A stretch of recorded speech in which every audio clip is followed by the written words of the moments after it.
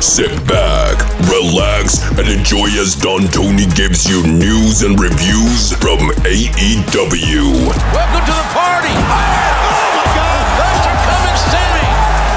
NXT. It's over! Cross is here to ransack NXT soul! And indie wrestling.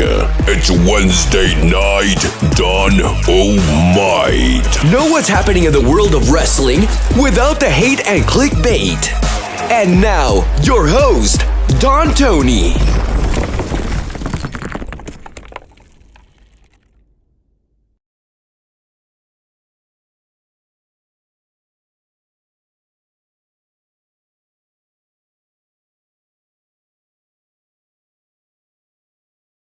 Do we all agree that the Forbidden Door truly isn't knocked down until we see this guy on AEW Dynamite? I think so.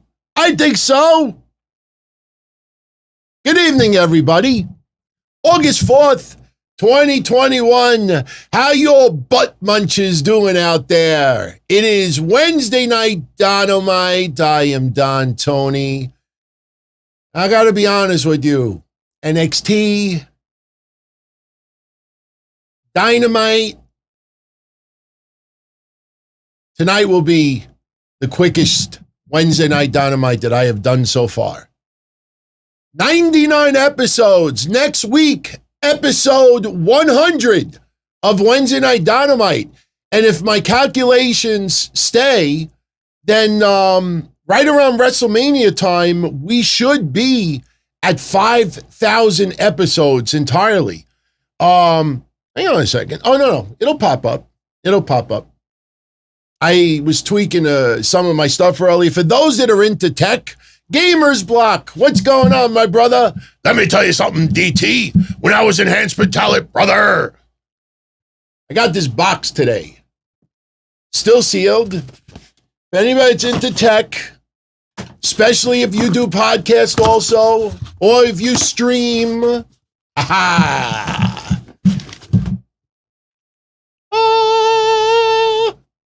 and I have a Sony glass camera, but we're going to install this baby over the weekend. Test it out. I'll let you know how it goes. If this shit is as good as they say it is, then I got a Logitech Brio that might have been used twice that maybe we'll give away to an aspiring podcaster out there that really wants to take their shit to the next level. Anyway. Yeah, I just tossed my stuff on the floor. You know, it was pretty funny last week. Now, I don't have written dialogues. I just talk from up here and up here. My mouth gets my ass in trouble a lot. I tell it like it is. Even though I try to give off a positive attitude, you know, yes, we criticize things that deserve criticism, but at the end of the day, you're here to enjoy yourself, have fun, laugh a little bit, get your mind off of all this shit that's going on in this world, and just have a good time. Zena Berry, hey, I don't know if you can see me in the background. Move out of the way. Shout out to Zena Berry becoming a member. Much love, much love. You know, even though I try to have a real positive attitude on these shows, and for all my friends that tune in live, you post a comment, you're in the chat room, I always want a positive climate here as well. It doesn't mean that yours truly ain't politically incorrect anymore. All right? This Max Caster stuff that went down this week, I think that's the biggest story of the week.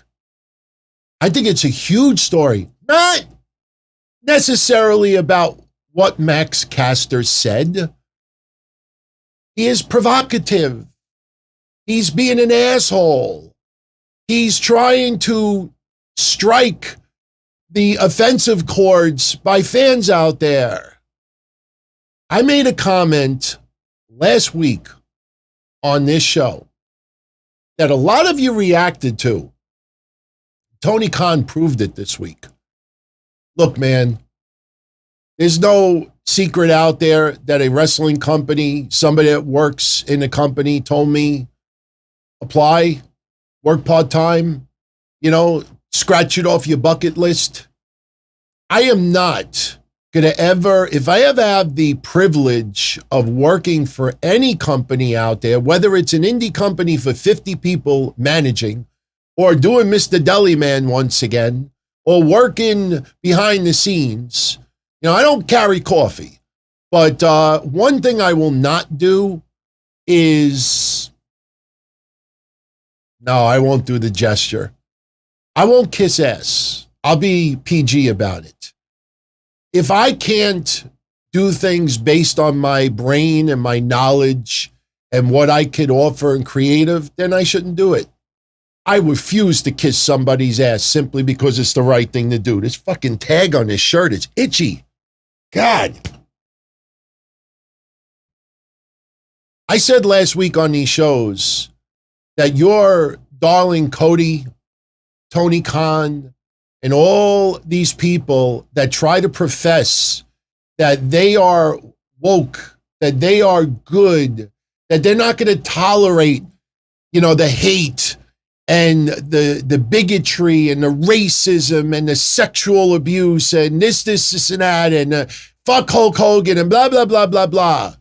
That all sounds wonderful. We should all act that way. We don't need to tell it. You got it in here, then you show it every day by the people you surround yourself with, by strangers in public. That's how you show what is truly in here. Not what you write, not what you say. And do I believe Tony Khan is a good person? Absolutely. Do I think Cody is a good person? Absolutely. These are not evil people. Saints? I don't fucking think so. When you are now being the competition and not an alternative, as Cody said tonight, when you curse up a storm, when you use chair shots to the head, when you use blood, a lot of expletives, hardcore death matches, exploding stuff, even though it didn't explode the way they wanted, Nick Gage and light tubes, MJF doing this to little kids, making fun of fat people tonight, all over Dynamite. This isn't no innocent fucking little company out there that acts like, so Max Caster, what he did is almost no different than what anyone else does when they perform as an evil person. You do a movie. You do a fucking movie. And someone out there abuses someone, murders someone, sexually. Of course, we don't want to see that in wrestling, but this is an entertainment show. And I'm going to point something out tonight that nobody on the internet brought up. I did searches first before I made my comment, because for a day and a half, people were saying to me, DT, what do you have to say about the Max Caster rap? Making fun of Simone Biles, bringing up the fucking rape allegations with that school. What the hell was the school? Shit, I had it written down too. Fuck, I can't remember the school. What was that school? Princeton? Remember the accusations of those students that were accused of raping a woman many, many years ago? Someone in the... Duke Lacrosse. Yeah, the lacrosse team. Remember that? Max Caster cut jokes about that. He cut a joke almost about Julie Hart's vagina. I point to something now today. And again, it proves my point of what I've been saying for the last 2 or 3 years. Misery loves company. And if you go against that grain, you are ghosted to the infinite. As long as you all and I still talk to each other, that's all that matters. But Cody, Tony Khan, they all proved my point this week, what I said. For those, I can't stream the rap here. I have it. I have the video. I have the audio. The more AEW tries to take it down, the more people are going to post it. I certainly am not going to put it here and have problems with YouTube. Maybe I'll stream it on Twitter. I don't give a shit. But you could search, you could see it. You know, Max Caster cuts a rap, makes jokes at Simone Biles' mental health, brings up the Duke Lacrosse rape allegations from years ago, rape jokes, and almost jokes about Julie Hart's vagina. The rap was tasteless. Benjamin, I agree with you 100%. Probably too over the top for 2021 standards. I'm going to point something out that not one person on the internet brought up. Nobody has the balls to. Because at the end of the day, they want the likes. They want people in wrestling to one day notice them. They don't want to get on the bad side of anybody out there. Nobody calls this shit out point blank unless there's an agenda. AEW Dynamite last week in Charlotte was stacked to the rafters. AEW Dark had a loaded audience last week in Charlotte. Wasn't taped in an empty arena. It was taped in front of thousands and thousands and thousands of fans. You notice anybody during the week? Oh my God, you would not believe this outrageous shit that Max Caster just said. So many people with cell phone footage for the last 5 days leading up to Monday or Tuesday with Dark. You see anybody in an outrage? Oh my God, I can't believe what I heard him say tonight. It's disgusting. That's pathetic. Nobody said a fucking word. Here's where it's worse. I'm going to show you something. Now, I said it many times before. A lot of these wrestlers are beautiful, talented performers in the ring. Some of them are good enough to be actors in Hollywood. Not all of them have street smart. Street smart, no sugar daddy, no billion-dollar babe, no money mark, no person with a high Q education. You can't fucking buy that shit. You can't buy street smart on eBay. You can't fucking learn it on Twitter. Half the people that are tough as nails on Twitter won't even show you their goddamn face. That's how tough they are. That's how embarrassed they are. So you can't buy street smart. Get a load of this that Tony Khan got away with. Get a load of this. I got to show this to you. Oh, wow. I didn't put it in the computer yet. Hold on. I have it. No worries. Oh, wait. Here it is. Okay, here. Oh, no. That's Cody's thing. Hold on. I have to post this. Oh, shit. I don't think I have it. Hold on a second. Could someone in the chat pull the screenshot of what Tony Khan said on Instagram? I'll summarize it for you. Somebody called out Tony Khan and said to Tony Khan that, man, I'm so tempted to run inside and grab it, but it'll take me about 60 seconds. I'm sure somebody's going to pull up the screenshot. If anybody frequents the Discord channel that Mish and I set up, not the one recently, but before, there's a screenshot there. If you could post a link so I could download it and show everyone, I will read you his words word for word. Unless somebody wants to cut and paste the transcript. It's only like 3 sentences, but somebody called out Tony Khan and said to Tony Khan, hey, Tony, every time we see Dynamite, you're there right at near the gorilla position with the headset on and the cameras. And you mean to tell me that you didn't know this went on? Benjamin, you could cut the text and paste the text. Can't do a screenshot, obviously, but yeah, you could post a link. The link will show, or just don't put like HTTP before it, and I will fix it myself.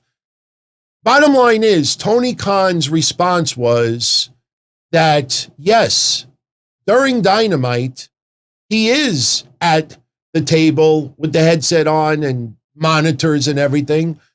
But he says during Dark and Elevation, he's out and about. He's taking care of promos with people. He's doing things in the back. And he did not catch that. He had no idea that it went down. Somehow it got through editing. Think Dave Lagana, NWA, and Jim Cornette. Somehow it got through editing and it made it to YouTube. Now, let me tell you why I think this is all bullshit. And if Tony Khan is telling the truth, there is a bigger issue here that no one will admit. If Tony Khan truly was in the back, but somehow when Max Caster is cutting his promo and everybody behind the scenes in Daly's place can hear everything on the loudspeakers. When you're on the microphone in Daly's place and it's all over the loudspeakers, you could hear it down the goddamn block. You could hear it in the back. There's speakers, it echoes everywhere. If the only thing that Tony Khan could make an excuse for is he was helping someone with a promo. All right. Do it again. What? Do it again. All right, you got to say this later. What? That shit was so goddamn loud. There is no way, unless he went for ice cream, like we always say. Here's worse, and nobody has the balls to talk about. You had an entire AEW roster, Sting included. Sting, so used to be offended by every little goddamn thing in wrestling. You had the entire AEW roster in the building, and not one person for 3 days, 5 days, 7 days, since last week, not one wrestler who heard Max Caster's promo went up to Tony Khan and said, Tony, I don't know if this is gonna, be a good idea on, what are you talking about? You got to check out Max Caster's promo. Tony, did you hear Max Caster's promo? No. What did he say? Go see for yourself. Not one wrestler in that company confronted Tony Khan from last week's Dynamite, which was Wednesday, and this week when AEW Dark aired. Explain that to me. Think of how many wrestlers were in that building last week. Not one wrestler thought it was offensive enough to go up to Tony Khan and say, Tony, I don't know about this one. You might want to take a look at this. Not one fucking person thought it was a problem. Not one person. Tony Khan, remember about a year and a half ago. Actually, it's got to be longer than that. It's before COVID, I think. I think it's before COVID. You remember when the AEW social media account was touting some huge surprise for wrestling fans? And then the surprise was they were going to do something in Jacksonville, and the social media got all pissed off. They were like, oh, that's a Dixie Carter move. What did Tony Khan do? Tony Khan publicly tweeted to his own fucking Twitter account, hey guys, we got to be better than that. Now we got to give him a big surprise. Tweeted his own fucking Twitter account. Didn't contact him privately. He actually tweeted, trying to play good cop, bad cop. Nobody wants to bring that stuff up for the obvious reasons. 95% of the people you see online are goddamn sheep. They're goddamn sheep. Their favorite wrestlers, they'll gush. They'll just, instead of having the balls to be a little bit honest sometimes and show a little criticism that kind of helps bring people up. I still remember that Karrion Kross interview from about 6 months ago when Karrion Kross said that when people would tell him a while back that, you're ready, go to the top, this and that. He's like, that pissed me off. Like, I knew I wasn't ready. And these people are telling me this shit. Come on, man. Seriously? I know you out there watching this right now, you're not that stupid. You're not that gullible. But you see, people out there, they turn a blind eye to it. Turn a blind eye to it. Here's another one. Did you see all the tweets today by the blue check marks? AEW debuted a code of conduct today. AEW code of conduct. Did you see this? Fan code of conduct. Behavior that is unruly, disruptive, threatening, or illegal in nature, including fighting and physical harassment. Foul, harassing, or abusive language towards other fans or staff. Unreasonably obstructing the view of other patrons and standing in the aisles. Smoking, including cigarettes. These are no-nos at the events. Abuse of drugs or alcohol.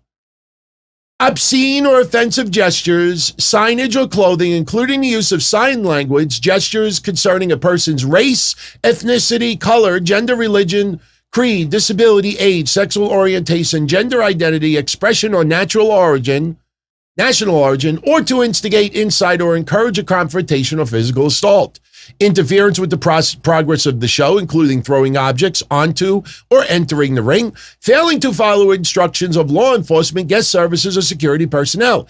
Any conduct deemed inappropriate or dangerous to fans, talent, or staff, damaging the venue of personal property. Staff will promptly intervene to support an environment where all guests can enjoy the event free from the abuse behavior. Guests who violate the fan code of conduct will be subject to ejection without refund and potential loss of the ability to attend future events. That was all over the net today. Breaking news. They've had that code of conduct for several weeks now.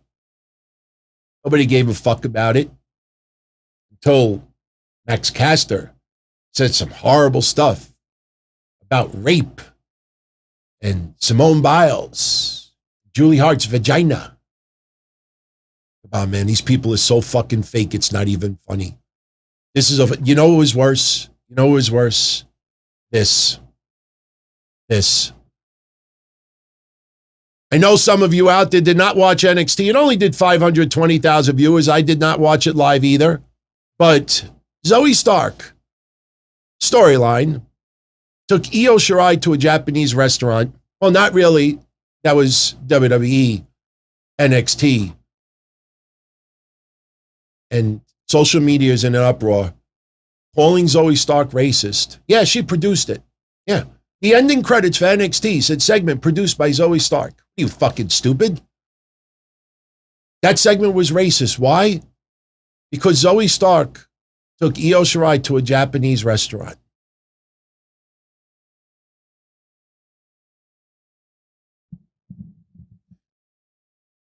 If everybody out there doesn't know, and you should, my favorite food is Italian food. Guess what? I'm Italian. If you want to treat me to a dinner, you offer to take me to an Italian restaurant, you are not fucking racist. You are basically offering me food that is part of my culture, what I like to eat. So the whole storyline, Zoe Stark is supposed to be a heel. She's turning into a heel in case people didn't realize it. When she took the squid and threw it backwards against the wall because she doesn't really want to eat this shit, it's a goddamn storyline. And people are calling that racist also. Now you understand a little bit more why I fucking hate Twitter. I hate Facebook. Instagram is not so bad, even I don't utilize it.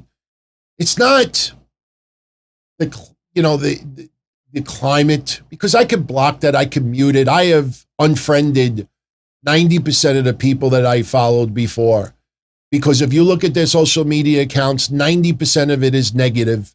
Some people got to be pussies and hide the negative behind jokes, because if you're an asshole, you're negative, but if you're funny about it, it's okay. Ha ha ha ha.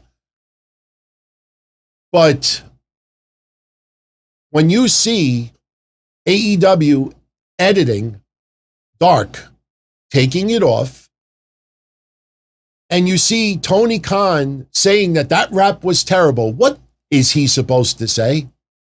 What is Tony Khan supposed to say? Oh, no, I thought it was funny. It was part of the act. It's entertainment, everybody. Tony Khan has to say that. But Don't fool yourselves, everybody. You had Nick fucking Gage with light tubes and pizza cutters closing out Dynamite last week. Hey, everybody, is this the first time we ever saw light tubes on a national televised wrestling event on TV? Yeah, because that probably shouldn't be on national TV. Duh. AEW is not a woke PC promotion. It's what I said it was 3 years ago, the first millennial promotion. People out there who say that they are strong as motherfuckers, strong, but some random goof with 30 followers says Eddie Guerrero was a B-plus player 10 years after his death. 15 years after we've already finished that argument, Eddie Guerrero is an A-plus player. You don't have to have multiple heavyweight championship reigns for years and years and years to be an A-plus player. It's not even an argument. But everybody out there has got to give their public statement. Hey, everybody, I'm a good person. Look at me. Acknowledge me. Pay attention to me. He's wrong. They're just as bad as the goof that wrote that. Jonathan E. missed me. He said he needed a break from social media. But you see what's happening now. You're seeing AEW now have to edit shit off of YouTube. Last week, Domino's pissed off about what happened. I don't know if I didn't pay attention tonight, but I don't think I did see any Domino's ads tonight. Oh, PASP, the beer PASP. Oh, yeah, we'll be politically incorrect. We'll be the ECW of beers. They already have a commercial online streaming of Nick Gage saying, I hate your fucking beer. And if I ever see PASP, I'm going to fucking carve them up. Oh, yeah. Yeah. Me? I love hardcore wrestling. As a hardcore wrestling fan, I love it. But they're playing the game. They're hustling. And all these wrestlers, Tony Khan, everyone else is hustling. Watch how they run with a tail between their legs when they get caught in an awkward position. You know, oh my God. What Hulk Hogan said many years ago is disgusting. He'll never be welcome in our shows. But Mike Tyson, who was accused of rape,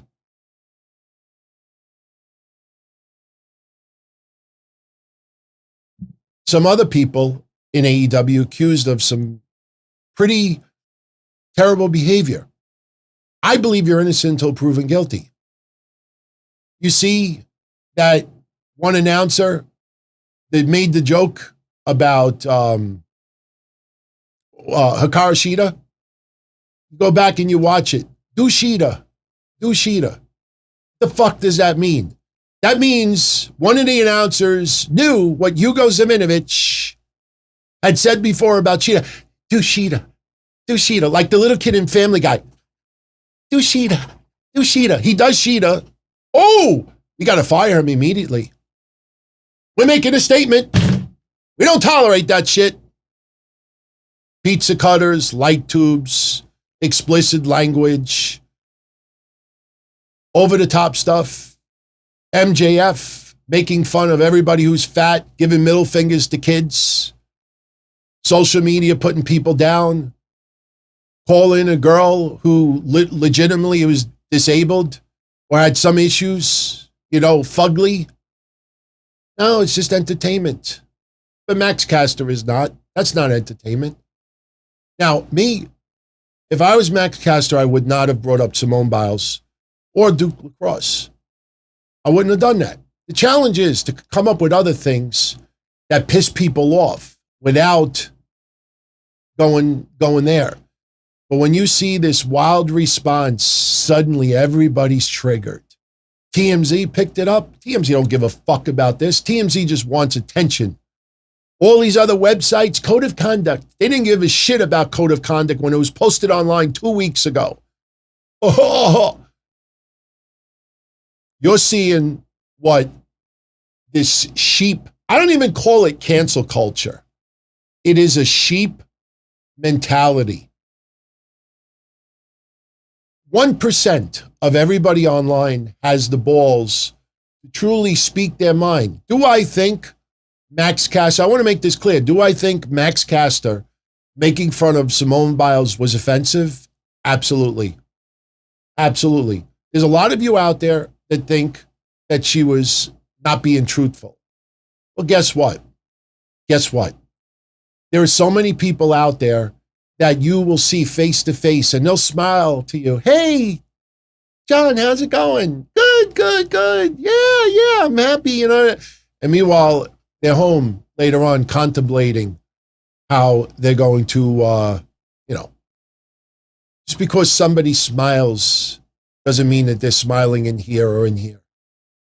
So you don't assume that someone is really mentally having mental issues, mental illness, depression. Don't accuse someone. You'll see some people that'll immediately run to it as a scapegoat, as a way to hide. Depression doesn't give you the right to be a racist, to be a bigot, to harass, to abuse, to put people down. Doesn't give you that right. But I know what I say is not going to trend. No one is going to repost it. Because at the end of the day, it's what we've been saying all along. Misery loves company, and there's a sheep mentality. You will see people out there that despise AEW, can't stand it. They will go out of their way to tell you every single week, oh, it's Wednesday. You know what that means? I'm going to watch anything but AEW. Yeah, we needed to know that. And then they'll tweet about it because CM Punk is about to sign. Because Malakai Black destroyed Cody tonight. Because Christian might fight Kenny Omega next week. And now they want to talk about it. Why? Because they need to be part of the conversation. What we're talking about right now is not part of the conversation. It's not acceptable to call these people out. How dare you? How dare you call out? Do you see the alternative to WWE and that god-awful shit that we see on Mondays, Friday, not so bad? Do you see? How dare you put that Khan? I don't think he's a bad guy. I don't think he's an asshole. I don't think that he has hatred in his heart. But it is a business at the end of the day. It's a business. You see Hugo Savinovich knocked on his ass 10 minutes after making a dumb remark when someone who knew that he had mocked her before, and on the Dushita, and that person gets no repercussions. I don't want MJF to stop doing what he's doing. Fucking guy is entertaining. He could give middle fingers to little kids and the parents laugh it off. The parents know. You know, they know the deal.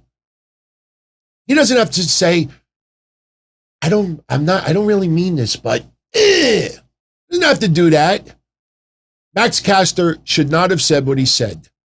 But when Tony Khan makes that remark, oh, during Dark and Elevation, I'm in the back and I'm taking care of this and I'm helping people with promos and I'm setting things up. And I had no idea that this went on.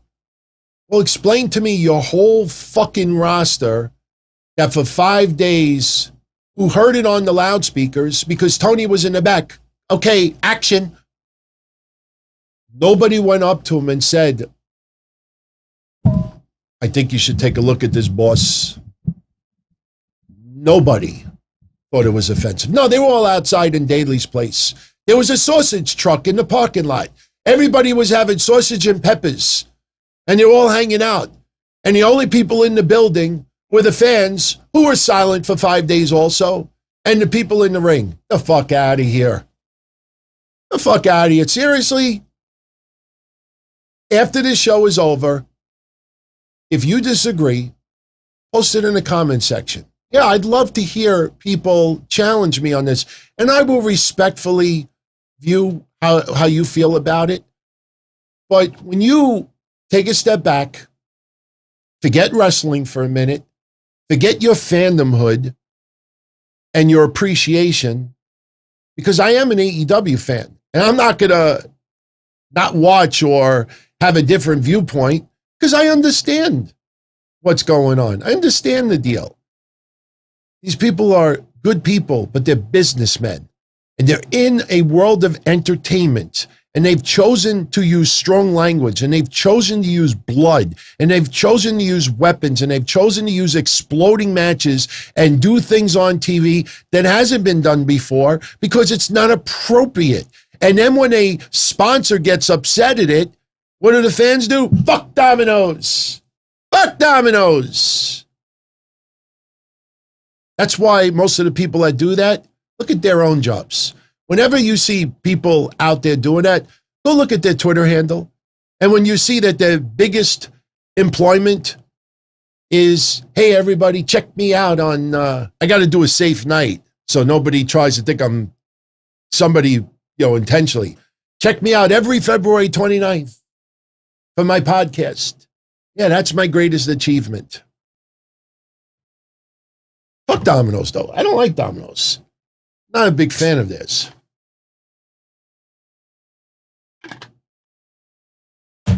NWA tonight did this to Impact Wrestling. Tonight is exactly what Impact Wrestling should have done 8 months ago, 7 months ago, 6 months ago, 5 months ago, 4 months ago, 3, 2, 1. NWA did it tonight. Oh my God, the people online, they were like, who that? Oh my God, who's the chick with the belt? Yeah, the people that say they watch NWA, they had no idea who that was. Who's the girl with the title?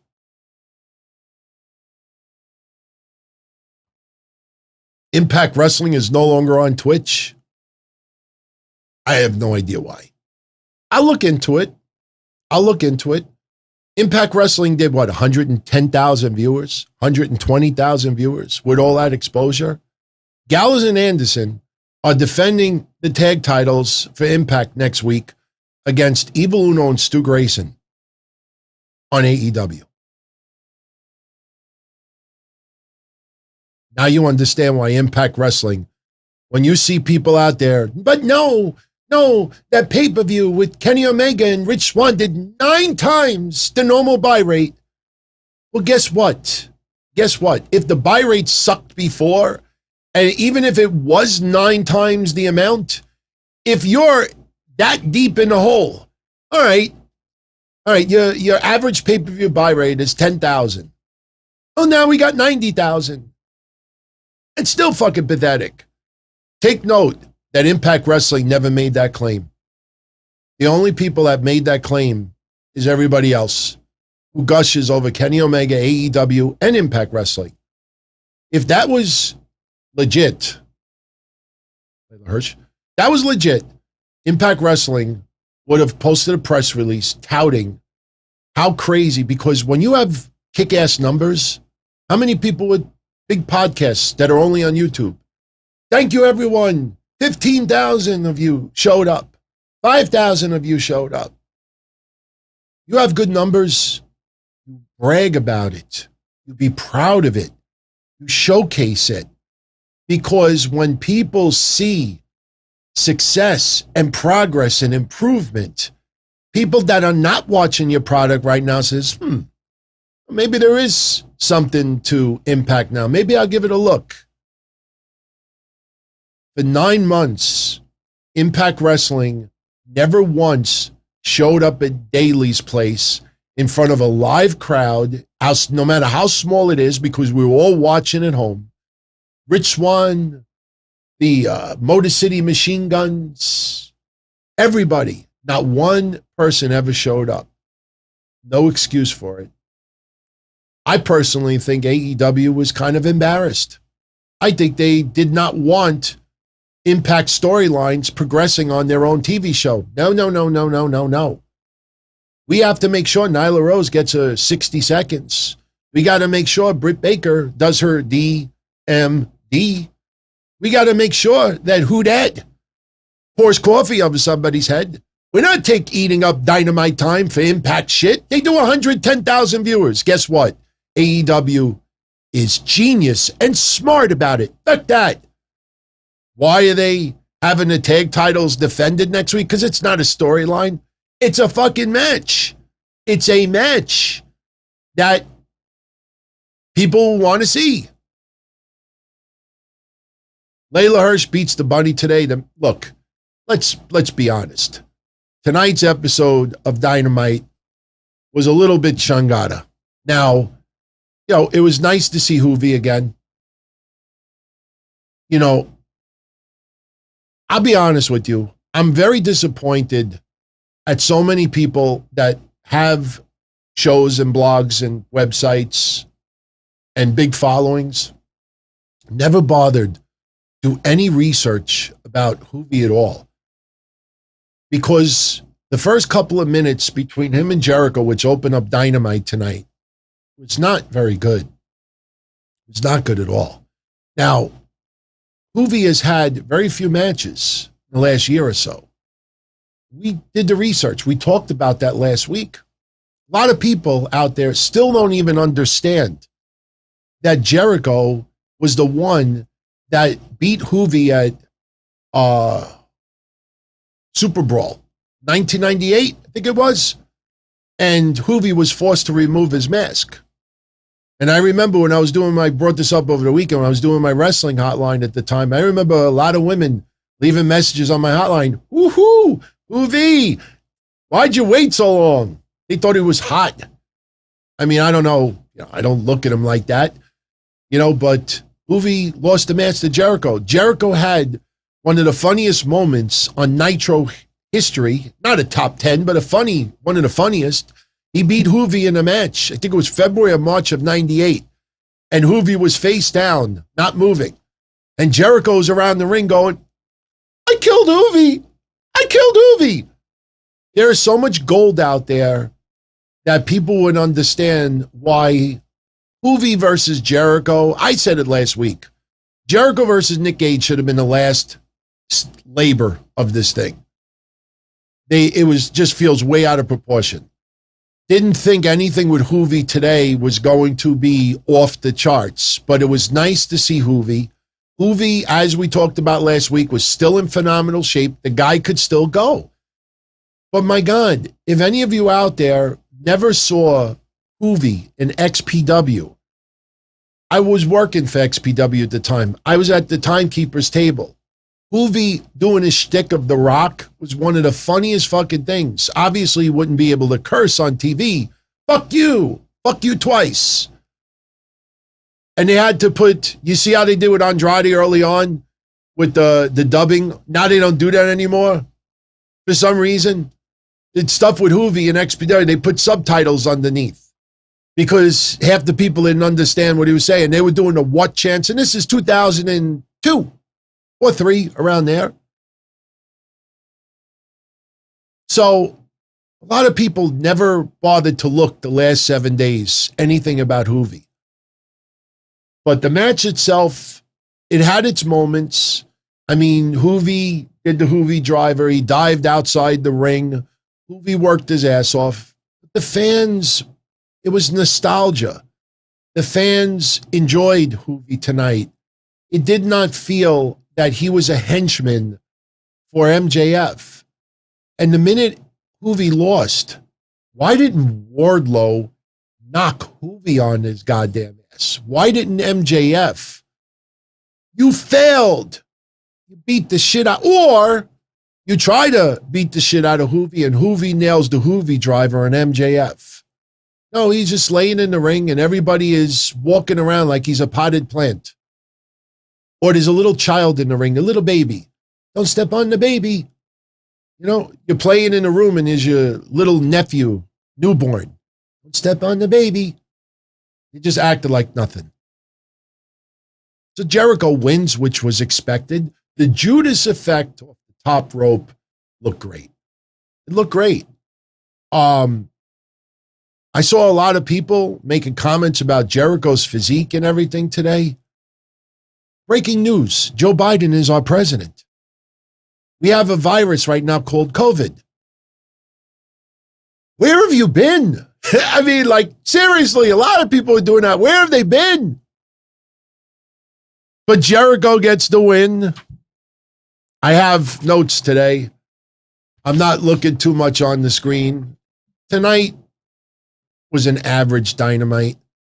It had a couple of moments, which we'll get into, but overall, I didn't think this night, as far as wrestling-wise, was one of the better ones. I think a lot of what we saw tonight, we will quickly forget. I will tell you my favorite moment of tonight in a moment, and it was not Malakai Black doing the Brody Lee on Cody. You know, felt like Brody Lee versus Cody all over again. Remember that ass whipping that time? This is what it felt like. It just felt like the same thing again. Felt like the same thing again. Now, before we go any further, I would like to give a couple of shout outs, if you don't mind, and then we will get into the meat and potatoes. Now, going forward, as far as NXT, okay, a lot of you are telling me, DT, by the time you do the show on Wednesday, we already know everything about NXT. So either we do it when NXT goes off the air on Tuesdays, or we really don't talk about it much on Wednesdays. So I have made a decision for now, that when we discuss NXT on Wednesdays, we will just give just an overall, match result and a couple little tidbits here and there. Yeah, I'm not going to get into every segment. It's not needed. It's really not needed. I'm not going to talk about something just to talk about it. But I will say this. We have to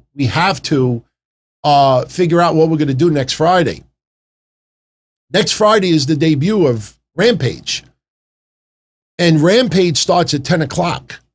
Now, they are planning a loaded show, obviously. And there's a lot of teasing that CM Punk might be there.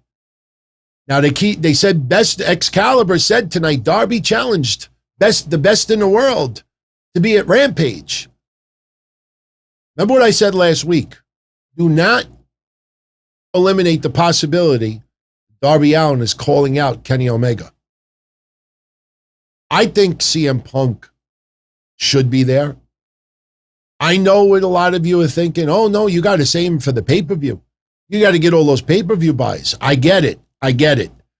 But if AEW, especially since they brought up Best in the World again tonight, if AEW next Friday does not deliver CM Punk, even if it's Kenny Omega versus Darby Allin, I'd be happy with Kenny Omega versus Darby Allin. Absolutely. I would not look at it like that much of a troll job, because the storyline could go even further. Like I said, Kenny Omega needs to come out to CM Punk's music. They need to have CM Punk's music hit, and the crowd just goes nuts. And then Kenny Omega comes out because he's the best in the world. Troll everybody. The thing is, though, is you don't want fans to think Darby Allin is trolling anyone. So you know what I would do? Next Friday on Rampage, Darby Allin, since they brought it up again, they bring up that he challenged the best in the world. And you have the fans chanting CM Punk. The music hits. Everybody goes nuts. Kenny Omega comes out. Darby Allin has to say, you were not the person I had in mind. Because you will have a lot of people butt munches. They will be butt hurt that AEW teased CM Punk for Rampage, and it ended up being Kenny Omega. Look, it could very well end up being CM Punk. Does anybody really think Darby Allin versus CM Punk is the first match CM Punk's going to do? I don't know about that. I like Darby Allin's new entrance video, by the way. I love Malakai Black's theme tonight. People were writing earlier that Malakai Black owns that music. It's not a ruckus theme. So, and Malakai Black, I took a screenshot this was his mask tonight. I mean, once he took the mask off, you know, Dallas to Black, pretty much.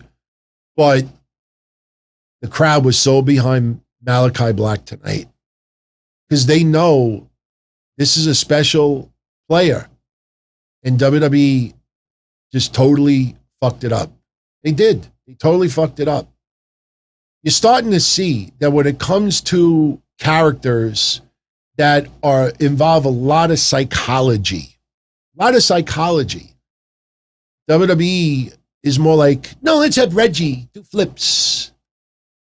Like I don't think they want to get that deep. They want to be kind of like wholesome family entertainment. Malakai Black is a special player. And I was bringing it up yesterday on Patreon. I mean, think back to the segments. Every single week, Aleister Black in a dark room. Somebody fight me. I'm begging you. Fight me. Motherfucker, unlock your hotel door. Leave the room. It's like all these goofs on social media. Oh, say that to my face, I'll punch you out. Meanwhile, they're the ones that are hiding even more. Malakai Black is a special player.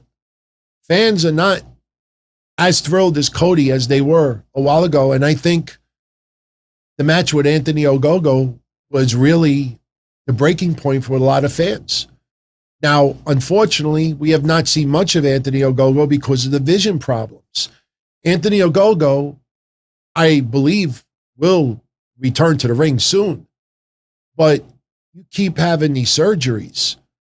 You know, this is a wrestler, guy that has so much of a high ceiling, but never may be able to get there because of health issues. Still, the way Cody won that match, a lot of people were turned off by it.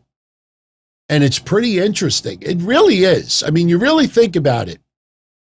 Even when I thought back to my ECW fan days in the 90s, you had some wrestlers that no matter what, like, people never wavered from them. Even if the characters kind of got a little cheesy or maybe it got a little one-sided, they never really wavered, you know? And to see the fans wavering on Cody a little bit, very interesting, because a lot of fans that attend AEW are rabid AEW fans. They know how critical Cody is for AEW. Without Cody, AEW, I don't know, ends up being the way we have it today. The guy is critical. I mean, should probably be the first person ever put into the AEW Hall of Fame, whenever that happens, which shouldn't be for years, obviously. But to see diehard, hardcore AEW fans, you know, not everybody, but a good number, you know, not really thrilled. Interesting, very interesting. On the flip note, I love how much the AEW fan base has opened up to Miro. I still think about those people when Miro first signed with AEW, those people out there that were mocking him, ripping him, mocking and ripping AEW, you know, cast off, and this and that. And worry about your own jobs. You know, someone leaves an employment, they should be able to have the right to work for someone else. Impact Wrestling was doing GOTS at that time. MLW, Ring of Honor was doing shit at the time.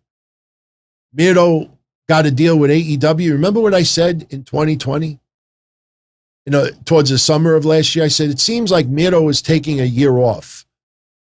Yes, he's working a little bit here and there, but it feels like he's psychologically and physically, you know, like just recharging himself.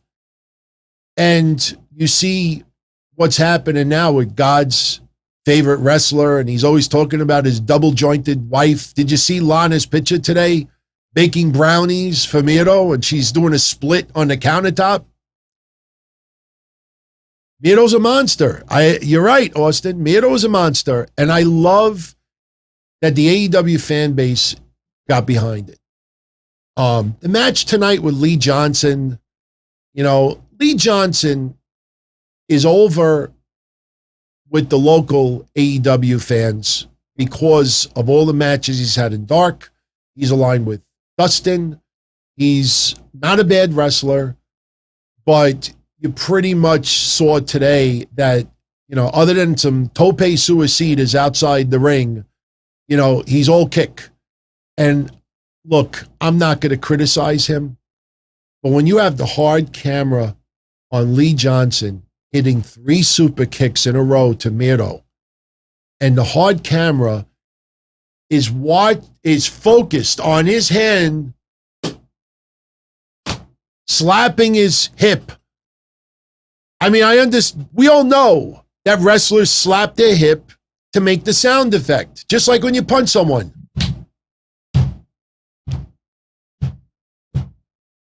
They're kicking we know that. But when you have the camera, use somebody in the production. Go to the side camera. That looks terrible on TV. And that match went on and on and on. Should have went a little bit less, in my opinion. Darren, it's not criticism. It's an observation.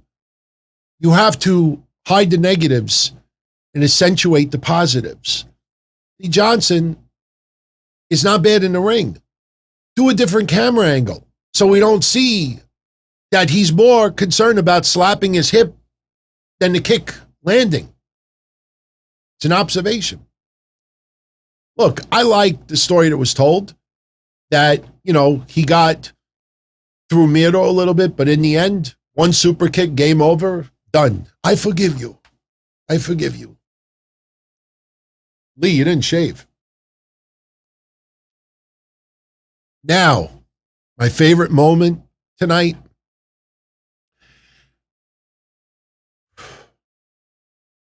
When we were doing the quarter-hour ratings, we did them for about 8 months. And the reason why I was doing them is so you start to see the trends of wrestlers who not only were not drawing good numbers in NXT especially, but who was having significant drops in ratings. And if you look at everybody that we used to talk about, they ended up either off TV or released. Grizzled Young Veterans was another one where their ratings were dropping almost every single time. They disappeared for 4 or 5 weeks. They reappeared on the golf course. When are they going to be back? Soon. Almost everybody. And how many times when we focused on how bad Everrise's ratings were, that we were making that little joke, will Everrise ever rise? Remember when we were doing that? Well, Everrise appeared tonight in AEW. No, don't even give me the WWE cast-off thing. This was a one-time appearance, maybe 2. They're not signed to a deal yet. I don't know if they will be. But earlier this afternoon, we found out that this match was happening. They called the show on their tights, but AEW called them 2.0. And then when they announced them, they didn't call them the show or 2.0. They announced them by their names. So for the people that can't tell by this picture, that is Daniel Garcia and Everrise taking on Eddie Kingston, Jon Moxley, and Darby Allin. Franchise says all podcast reviews of shows are criticism, but now in 2021, they're observations. I don't know if what you just did was criticism or observation. But no, if something is not good, we say that it's not good. But the one thing that I take pride in and I have been doing since 97 and a boatload of people tuning in live do also is if they see something not very good, we try to come up with opinions on solutions. We don't just rip. The steak sucks. The movie sucks. He sucks. This match sucks. Life sucks. It's what you say to do about it or improve it. I'm always trying to throw ideas out there to spicing things up and improve it. Who would have ever thought in a million years that my favorite moment tonight on Dynamite was the interaction with Matt Martel, yes, that's his WWE name, and Sting. For those that didn't see it, you had both members of the former Everrise outside the ring, and Matt Martel is trying to help his partner, and Sting is right next to him. So he tosses his partner aside, and he's like, "It's the real Sting," and he's gushing. And as this camera work, they stepped in shit tonight. I mean, this is one of my favorite camera moments in AEW history so far. Matt Martel is gushing over Sting. And as he's gushing over Sting, you can't see it because Sting is blocking the side part of the ring.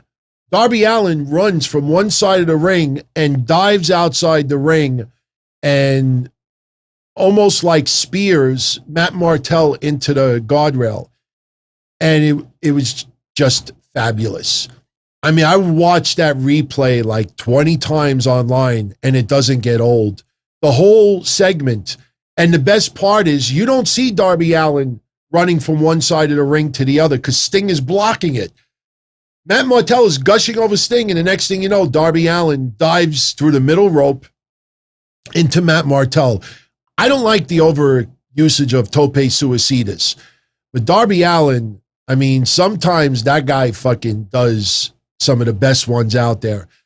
I'm telling you, you're hearing it from my lips.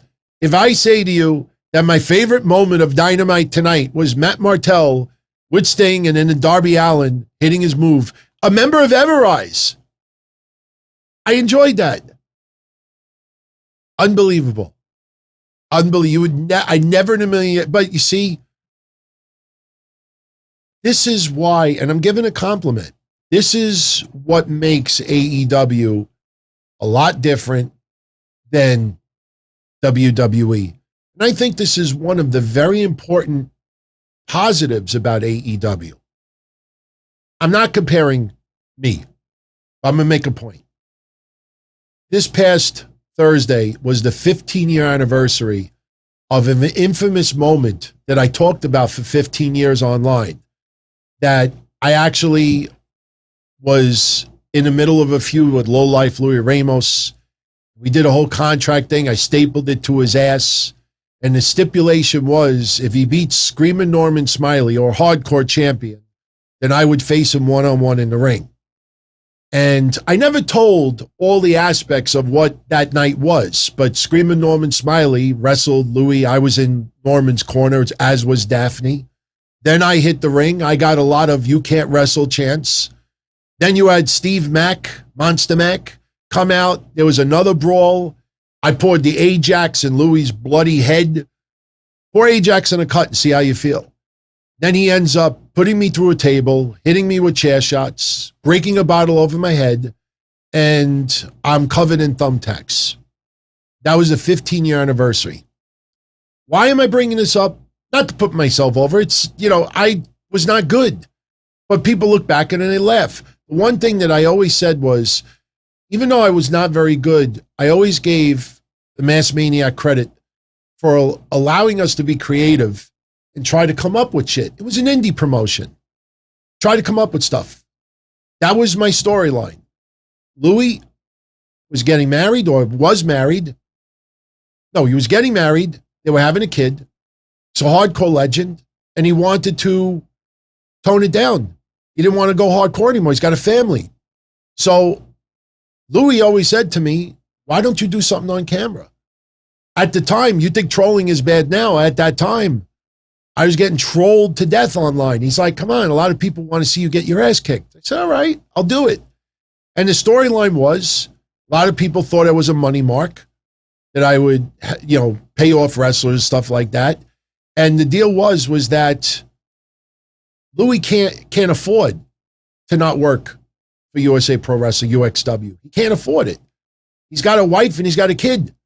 So as long as we pay him, he does what we want him to do. He doesn't want to wrestle hardcore? No problem. I brought out Abdullah the Butcher, who destroyed him. I was going to have New Jack come out of a gift box. New Jack in the box. That's what the story was. Fans brought gifts to the ring because Louis' wife, Louis was having a baby. They did a shower in the ring. And a giant box was going to be there with a CD. And then it would end up that New Jack would come out of the box. Get it? Jack in the box. New Jack in the box. Then they had Balls Mahoney throw fire in its face. So every time Louis wanted to have a regular, normal wrestling match, we forced him to fight hardcore. So now, this past Thursday was the 15th anniversary that I agreed that I would get in the ring with Louis, one-on-one. But after all of that, I said to Louis, no. I didn't train to fight hardcore. We wrestle. You agree, you want to face me? No hardcore. And he's like, all right. And there was no hardcore until other people hit the ring and attacked him. My point is, even though a lot of it was not very good, we were allowed the time to try to create things that were good. AEW obviously is 1 trillion times bigger than any indie promotion that exists. But AEW allows a lot of the wrestlers to work on their own characters, talk in their own voices. Addison Miller, I don't know if you can see it. Shout out, my friend. He is a member. Much love. Thank you for joining, my friend. Yeah, Darren, I appreciate the kind words. In my opinion, it was not very good. Some of you out there thought that stuff was pretty damn good for indie levels. My point is, if the former Everrise ends up having more time in AEW, maybe AEW allows them to be more creative in what they thought in their heads they can do in NXT, but WWE never allowed them to do it. I watched their podcast a little bit. It was okay. It was not bad. It was not for me, but you could see where there were so many limitations on how far they could go with certain topics. So that's one thing about AEW is they let their talents get a little bit more creative. Tony Khan trusts the wrestlers to do what they do. The only problem with that is you will run into problems like what happened to Max Caster. And, there was something else. I think Tony Khan also made a remark on Busted Open today, where he made a remark and said that Max Caster usually runs everything through Tony Khan first. I find that extremely interesting because Max Caster had said some questionable stuff before, and he was comfortable enough to come up with this Simone Biles and the rape stuff and this and that.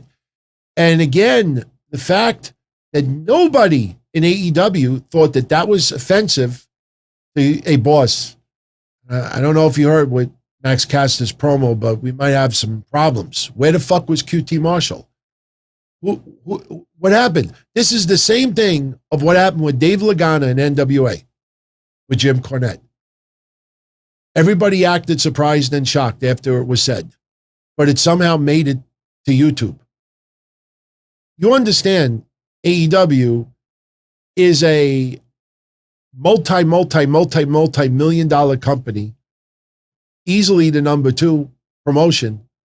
Just because it's a YouTube channel doesn't mean that there's somebody working in their other bedroom that they don't use, like here, and is putting the footage online. Here's the matches. Put it online. There is so much production involved. There are people, nobody called out the people who are responsible for uploading this stuff, to editing it, to putting it all together. Nobody found it offensive. Those are the things that everybody leaves out online. So we end up getting Jon Moxley, Eddie Kingston, and Darby Allin beating 2.0, the former Ever-Rise, and Daniel Garcia. When that match was announced, everybody expected an absolute squash. We didn't necessarily get a squash, but there was comedy fodder in it. My God, caption this. Caption that. Caption that. It looked like these guys were having a good time. Probably my favorite match or moment tonight, to be honest with you. And fucking Ever-Riser's in it. That should tell you something. We had a couple of backstage segments. The biggest one, the storyline is that Hangman Page tells the Dark Order he thinks he should be on his own. And Dark Order, obviously, their feelings are absolutely hurt. And Hangman Page, no, I think I need to do this myself. So Hangman Page later on hits the ring, starts talking. The Elite come out. Oh, by the way, oh my God. My God. We have to stop everything for a minute. We have to stop everything. Guys, I don't have the chat room on the screen. Can you find all the Easter eggs in this photo? Now, for those on audio only, I apologize. On the screen right now is a photo of the Elite when they were in the back with the basketball hoop, and they were cutting their promo, talking about the Dark Order, talking about Hangman Page, and there was a lot of little Easter eggs in this photo. First of all, I think it was, who was it? It was Matt Jackson who said Cookie Monster Punk. Didn't he say Cookie Monster Punk? Kenny Omega is wearing a Cookie Monster shirt because Cookie Monster is the words for the letters of CM, for CM Punk. If you look at Carl Anderson is wearing a Bollywood Boys shirt. It's a Bollywood Boys shirt. Luke Gallows is doing his Sex Ferguson shtick, and he's wearing a robe that looks a lot like Ric Flair. Some people, I think, read a little bit too far into this, and they thought that the Young Bucks wearing Hawaiian shirts was a shout out to Bray Wyatt, the early days of Bray Wyatt. I have to disagree there because the Young Bucks have been wearing attire like this for quite some time. Were there any other Easter eggs? I don't think there was. I mean, but a lot of people. Oh, I know. Matt Jackson also asked, what time is it? That's something that CM Punk used to say. Remember when CM Punk would look at his non-existent watch before he would come out for his match? So there was a lot of little hidden things in this segment. And I tell you, look, Brandon Cutler, Nakazawa, this is their reward for all the hard work they do behind the scenes.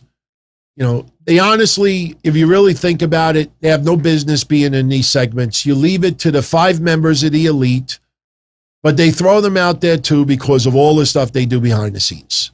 Plain and simple. But I fucking loved that tonight. I thought that was a lot of fun. You know, taking a couple of little hints, digs. Look, man, they're going to troll the CM Punk stuff, and they're going to keep trolling. They're going to keep teasing and this and that.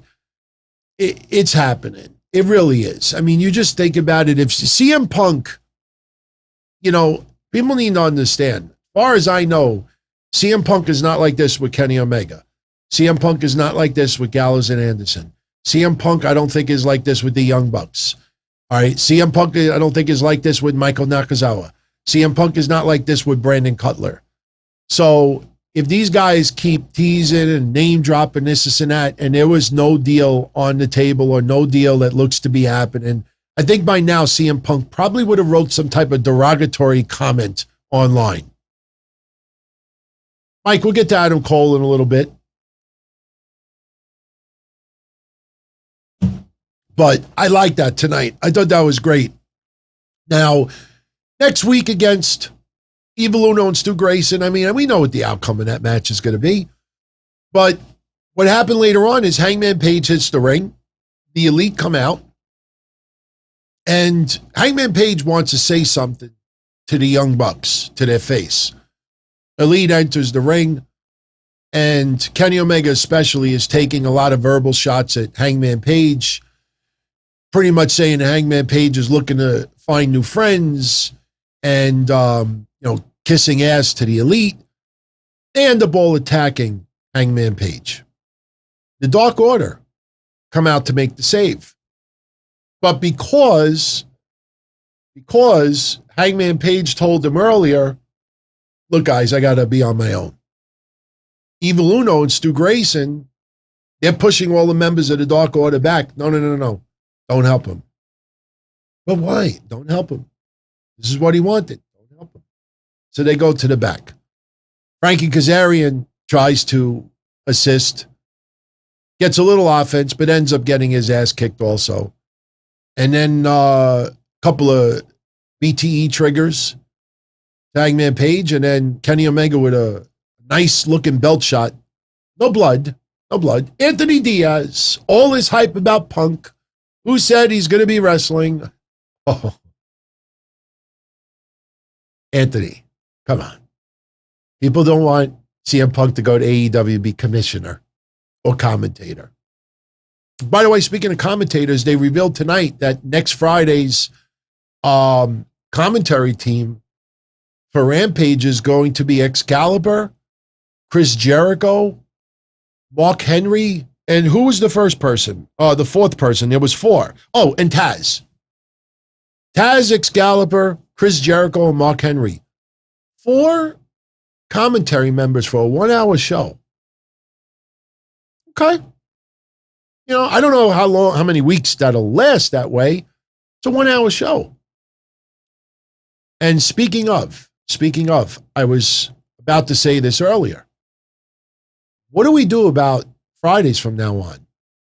Because I normally start my show Friday at 10:05 p.m. Eastern as soon as SmackDown goes off the air. We have 2 choices. I could still start at 10 o'clock, and for the first hour of the Don Tony show, we do watch-alongs of Rampage. We do watch-alongs, and then for the second hour of the Don Tony show, we recap SmackDown and talk about whatever else we want to talk about. Or I start the show at 11 p.m. So let that sink in. Post your opinions in the comments later, which you would like. Because I can't start the show at 10 o'clock and then act like Rampage is not on. Especially with this best in the world stuff. Maybe what we'll do next week, let's try it next week. I think we figured, let's try it next week. Let's do a watch along from 10 to 11. And then the second hour, we'll recap SmackDown and talk about a couple other things. Because I think it would be pretty cool to have all of you out there and me react live if CM Punk makes an appearance next week. Now, I got new templates being made up. And one of them has a nice chat box on the screen at all times. So if we do a watch along, I will always keep the chat box on the screen. Darren, you say I ignore NXT. Why not this? I don't ignore NXT.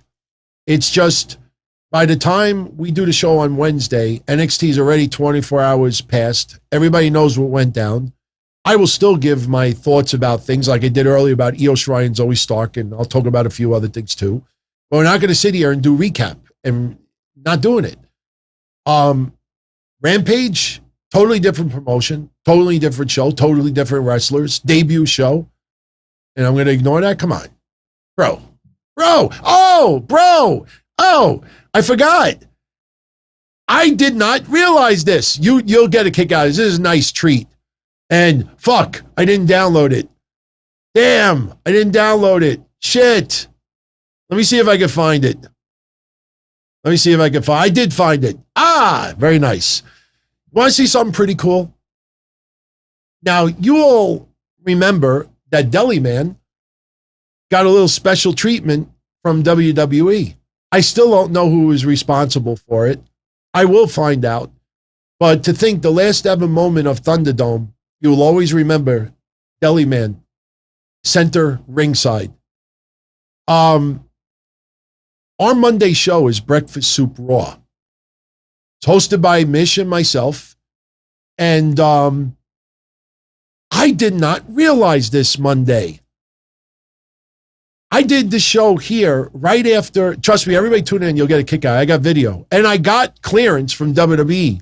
I sent an email to them yesterday night, and I said, is it okay if I air 10 seconds of this footage? And that's what you do. If you want to air a tiny segment of something, you send a courtesy email to the right areas in a wrestling promotion. You say, is it okay if I use this on the show? And if they don't respond, you cannot assume that that means yes. But I got a response, and they said, go right ahead. Now, I really shouldn't play the audio part of it, but the visual is what you want to see.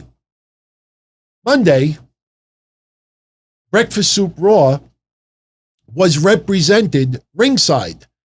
And if you look at this clip, now, you know our logo, Breakfast Soup Raw. Check this out. Now watch closely. You can see the breakfast soup. There you go. See the guy? Now you look, he gives his brother the hat.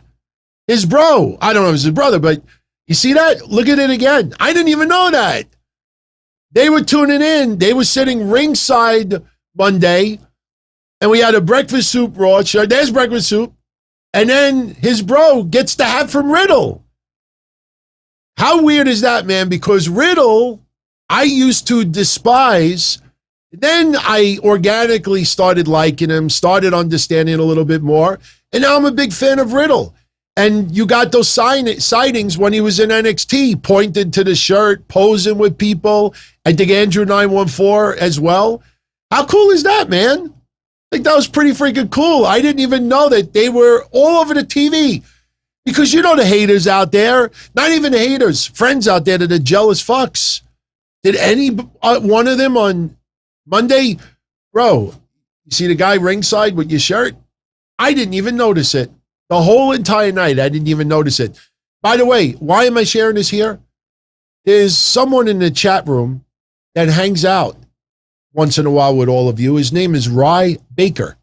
He's a member here. Rye Baker. I know a lot of you mingle with him. That's who that is. That was Rye Baker at ringside and his bro. And Riddle gave him the hat. I thought it was fucking cool, man. I thought that was pretty damn cool. Yeah, Krauser. Looking like a built Puerto Rican with a lot of tattoos. Yeah, that's Krauser. That's cool, man. I love that. I love that we get so much love on these shows, man. I can't thank you all enough. It brings the little kid out of me. And honestly, you're never too old to let the little kid come out once in a while. Forget what people say online. Don't listen to them. Enjoy yourself. Have fun. Have fun. You'll realize the more fun you have, the more bitterness is shown your way. People freaking can't stand it. There's an easy solution. All they got to do is have fun. Stop letting all the negative stuff get to them. Anyway. Yeah, I know. We'll do the riddle dance another day. Not here. By the way, what do you think of my butt munch shirt? I never wore this on the show before. But I figured after the Max Caster stuff, I got to wear a little bit of a politically incorrect shirt tonight. So, look, ever since show number 1, there they are. Wait. Yeah. They've always been back there. Next week is episode 100. Probably going to have to do a nice giveaway. By the way, don't forget that Wyatt Gym giveaway. You still have time to enter. Monday show, we're going to pick a winner live on the show. Anyway, let's get back to Dynamite. So Hangman Page, beautiful belt shot to his head. Doesn't like to juice all that much to say it. But you get hit in the head with a belt that beautiful on TV. You got to show a little bit of color, in my opinion. It was a nice segment. Had another backstage segment.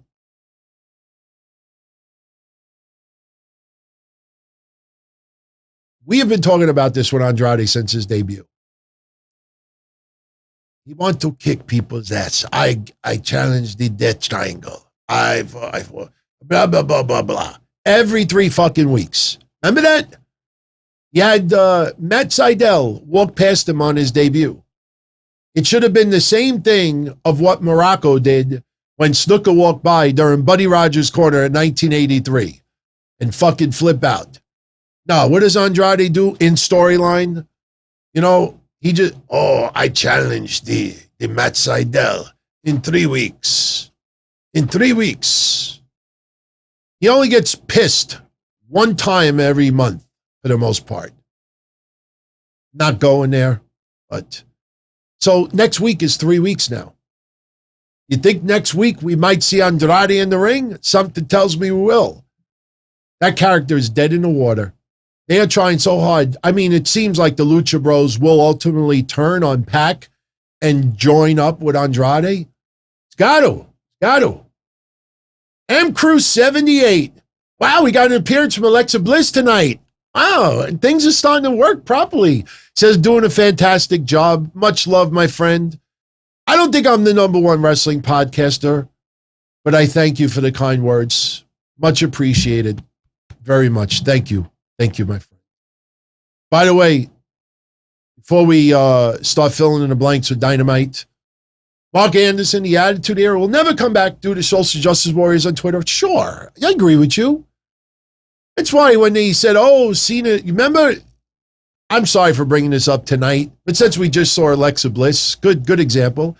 Remember when Alexa Bliss was in the locker room on Raw and a producer guy walked in and she turned around and she was like this and she had no shirt on and she had her hands over her little, her things, her bosoms. That night, if you find the date that happened, go on Twitter and search just that night. Just type in Raw in the search box. People were convinced, people were reporting that WWE was gradually bringing back a little bit of attitude. Okay. They will never bring back attitude. The only time attitude or the climate of attitude will be brought back on a regular basis, it's got to reflect society. Plain and simple. It's got to reflect society. You had Nick Gage on TV last week. Everybody focused on Domino's Pizza. TNT never made a statement on it. AEW never apologized for it or made a statement on it. The only thing we heard was that Tony Khan said to Nick Gage after, that was fucking awesome. See, Tony Khan, the wrestling fan, and I'm being serious right now. In my opinion, Tony Khan, the wrestling fan, is one cool motherfucker. It seems that a lot of his enjoyment in wrestling, he'll enjoy a little hardcore, little death match, little this. So that's why we're getting an AEW. He enjoys that too. So him as a wrestling fan, probably be cool to watch wrestling with him. As a businessman, though, Tony Khan is going to learn very, very quickly. You do not keep poking the TNT bear.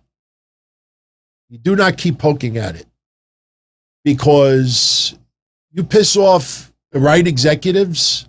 You get people, especially with today's society, putting loads of pressure on advertisers and loads of pressure on the network and loads of pressure. We don't need this shit. We got our own fucking problems. We don't need this shit.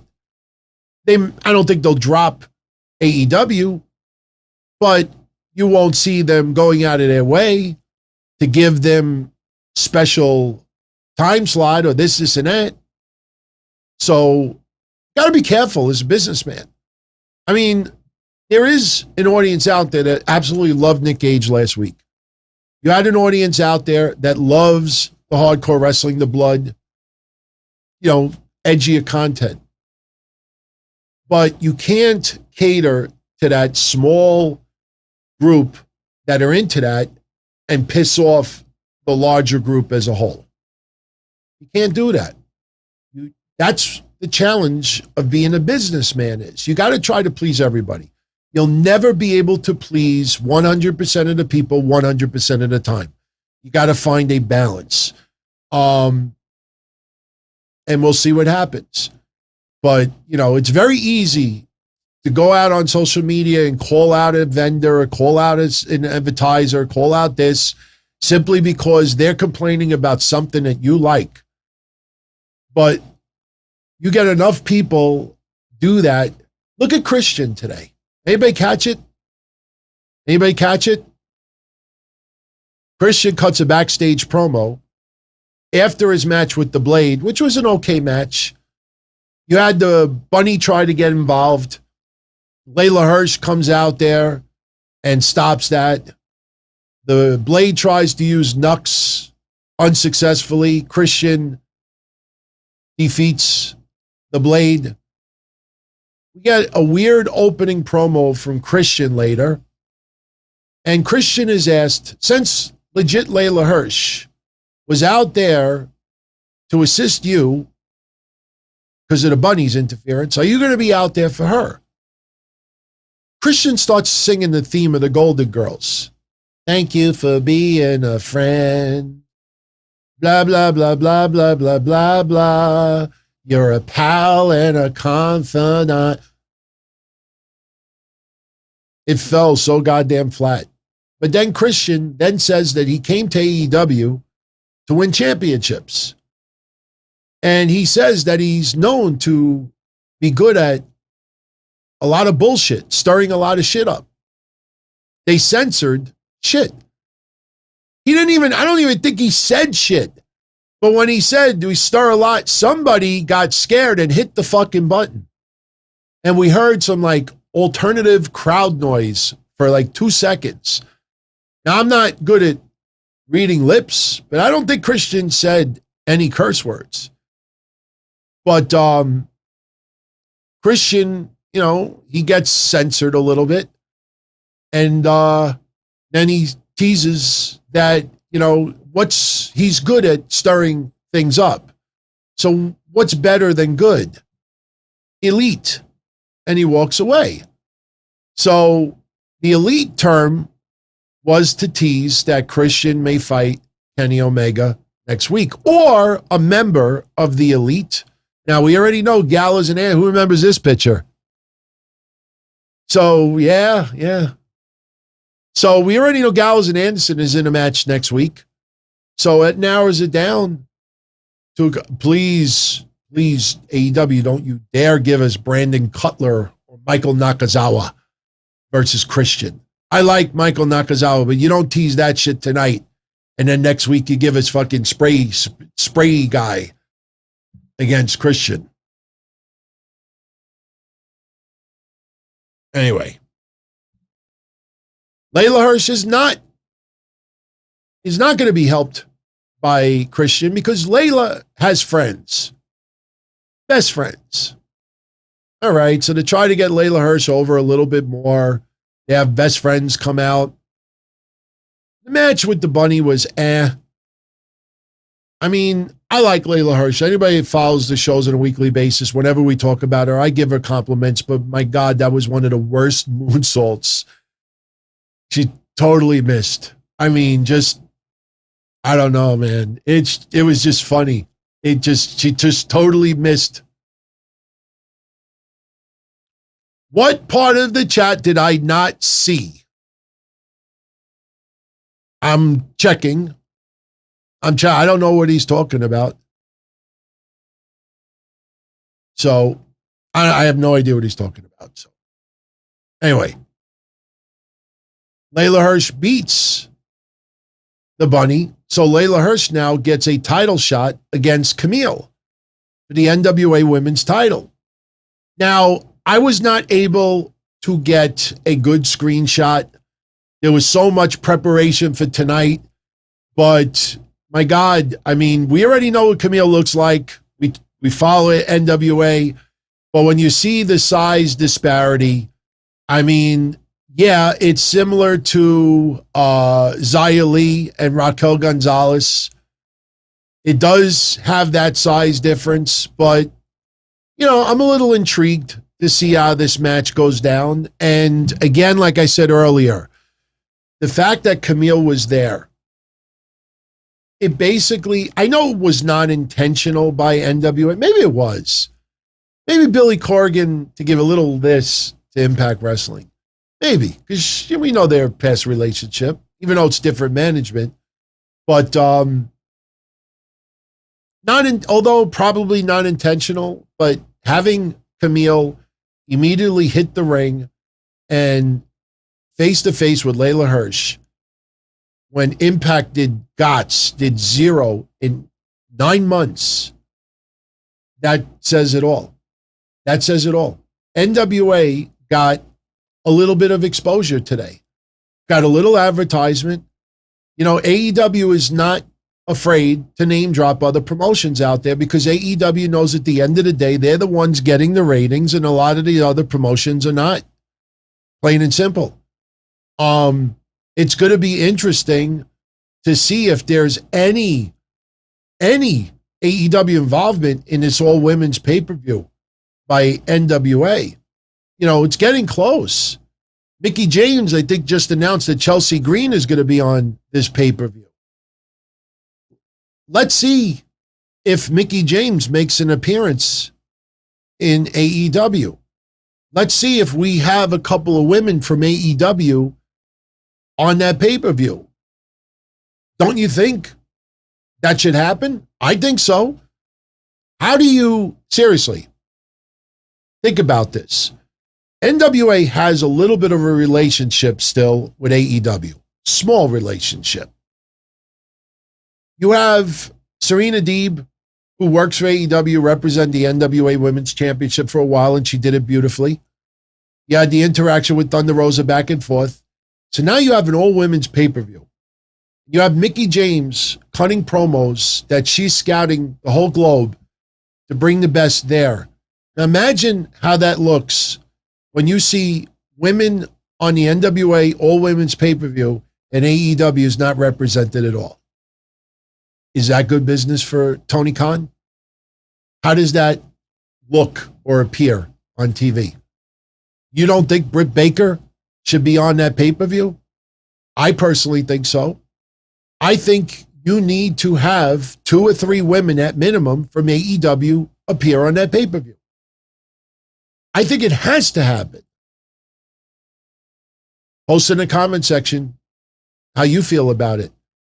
I don't see anybody talking about Mickie James needing to appear on AEW. I think it has to happen. I think we need to have AEW representation on that pay-per-view.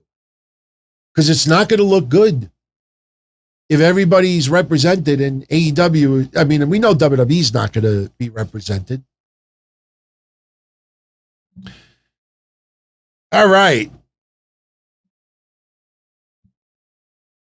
We have Miro versus Lee Johnson. As I said earlier, was a decent match. It went a lot longer than I think a lot of people expected. Miro with the win. Loving everything about Miro. He's got a groove. He's undefeated in AEW still in singles competition. So that's something that, you know, is a definite bragging point. AEW is not stupid. They know where their butter is bread, or their bread is buttered. And Miro's doing a fine job right now. We got to see if CJ Perry, Lana appears. Don't you think? Soon enough, even if she sits ringside, I think an Lana appearance could happen. Maybe it happens at the next pay-per-view. Let's see what else we got here. Next week, we have Chris Jericho versus Wardlow. Didn't they tease early that MJF was going to be a referee? I don't know. Later on, they had MJF in the background. I don't know. But he's facing Wardlow. This labors of Jericho seems a little bit out of whack. I mean, Wardlow is tough son of a bitch, and I like Wardlow. I don't know if I would have put him in that, but in hindsight, I probably would have put, I don't know. I'm still what I said last week. Nick Gage should have been the last one, because they could have easily just had Jericho with the thumbtacks, with glass, bleeding profusely, and they go off the air that look how far Jericho is willing to go to get his hands on MJF. The last visual before MJF should have been Nick Gage, in my opinion. So we have Jericho versus Wardlow next week. We have Nyla Rose versus Chris Statlander. How that ended up happening is, for some reason, Nyla Rose is at ringside during the Bunny versus Leyla Hirsch, and Statlander and Nyla Rose are just staring at each other. So that stare campaign turned into a match for next week. The Good Brothers versus Evil Uno and Stu Grayson for the Impact Tag Team Championships. And they mentioned this in passing, but they didn't announce any matches. Matt Hardy's group and Best Friends are supposed to wrestle next week in singles competition and tag team. They didn't announce any specific matches, not that I remember, but so expect that. So far, looking at this, next week's Dynamite does not seem all that impressive, to be honest with you. Dan Lambert kind of promo, and he's talking about what Lance Archer did to him. He said, what's worse than a forearm to the head and a blackout? The truth. Next week, he's going to return to give us the truth, and he's going to be there with company. See what happens. I don't need to look at this anymore. We already covered everything here. Again, the forbidden door is not truly knocked down unless you have this person. My opinion. By the way, Lance Archer is going to fight in Los Angeles. When they were teasing him wrestling in Japan last week, no, he's fighting in LA. In fact, I think Moxley is also going to appear with a mystery tag team partner. And I haven't really paid close attention to it yet. When it gets a little closer, we'll get into it. Also, we had a segment with Britt Baker. They got to be a little more decisive. Is Britt Baker a babyface or a heel? I know they're trying to make it the Stone Cold route, but, her using the crutch on Red Velvet today and then using it again, you got to be a little bit more clear with her direction, in my opinion. It seems like the crowd really wants to get behind Britt Baker, but, to have Rebel try to cheap shot Red Velvet with the crutch, first of all, nothing against Rebel personally, but she is horrible as a wrestler, an actress. Wrestler, maybe not so bad, but trust me, when she's limping outside the ring, when she tries to swing crutches, when she tries to hit people with weapons, I think a 90-year-old has a little bit better coordination. She just swings and she struggles, and it looks horrible. It's not even funny. And if someone said to me, oh no, they intentionally make her look that bad, I'd fucking fire that person. You can't have Britt Baker trying to get her over like this and then having Rebel doing this heel stuff. Take a side and stick to it. If anything, if Red Velvet is going to be the heel in this, red's not your color. Burn. If Red Velvet is going to play the heel in this, Red Velvet should have been the one trying to grab the crutch originally. And maybe she takes a swing at Britt Baker, and then Britt Baker could do whatever she wants. But a little confusing, in my opinion.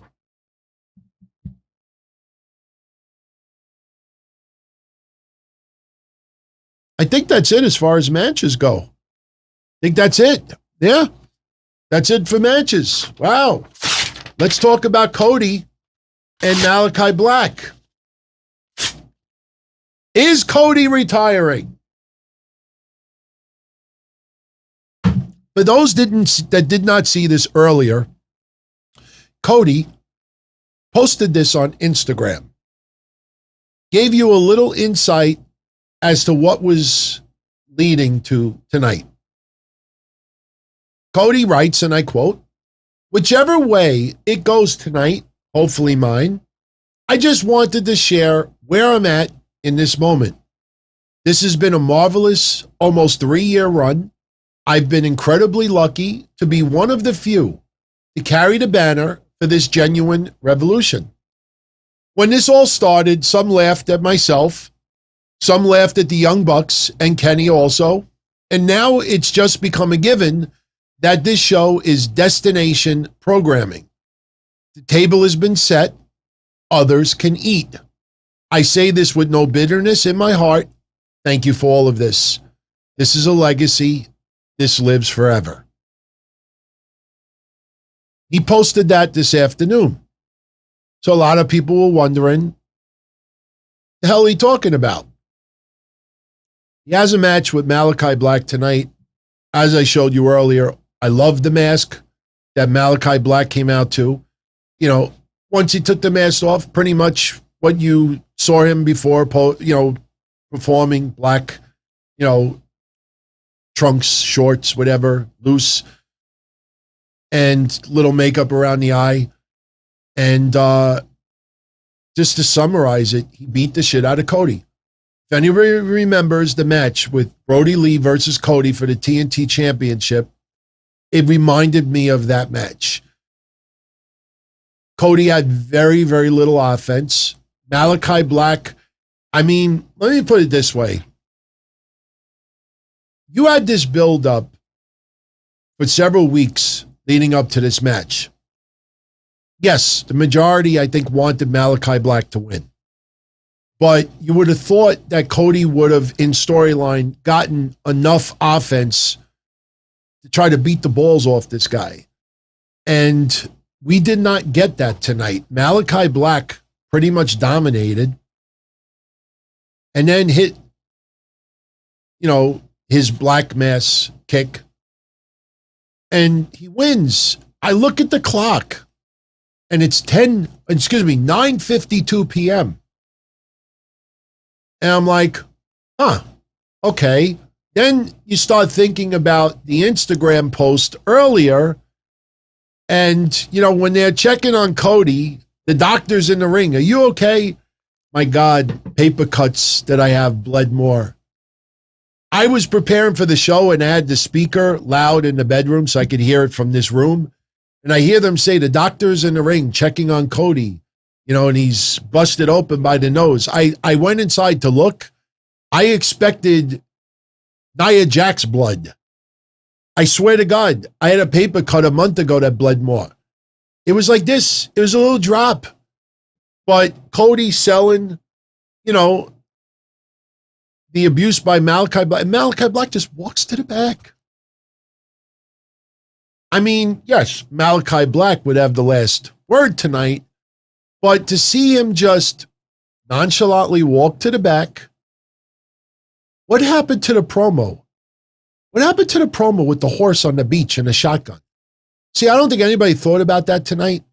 Remember Malakai Black's reason for wanting Cody? He saw an owner, a horse owner. Remember the promo? He saw a horse owner. And the owner brought his horse, who was a little bit past his prime, brought the horse to the beach, brought a bag, treats, and a shotgun. Gave the horse his favorite treats. Then he blew the horse's brains out. He put the horse out of its misery. Now, if you think of that logic, he wins and walks to the back. I need a bottled water, please. I need a bottled water. Some of this makeup is getting in my eye. Very, very uneventful and kind of against the whole storyline, if you think about it. Finish him. The famous ending to the video game. Finish him. So Cody starts cutting a promo, talking about his dad, talking about, back in the day. Then he starts talking about the vision for AEW a couple of years ago. And he kind of echoed what he said in the Instagram post. And he said that he doesn't feel that AEW is an alternative. He feels that they're competition. And he now starts talking about the 3-year run, this, and that. And the promo is leading to him retiring, stepping aside, and letting other people wrestle. Cody has a kid now. Cody has his wife. Cody has a lot of responsibilities outside the ring. But Cody can still perform at an elite level. So, do I think Cody is retiring right now? We have had people tease retirement in the past, and then they are attacked, provoked. This is a storyline. You know, a lot of people I noticed tonight getting angry saying, why can't you have Malakai Black have his moment? He's got to take the spotlight and close out Dynamite. Well, this is why, as I said last week, you wait until the night is over before you comment.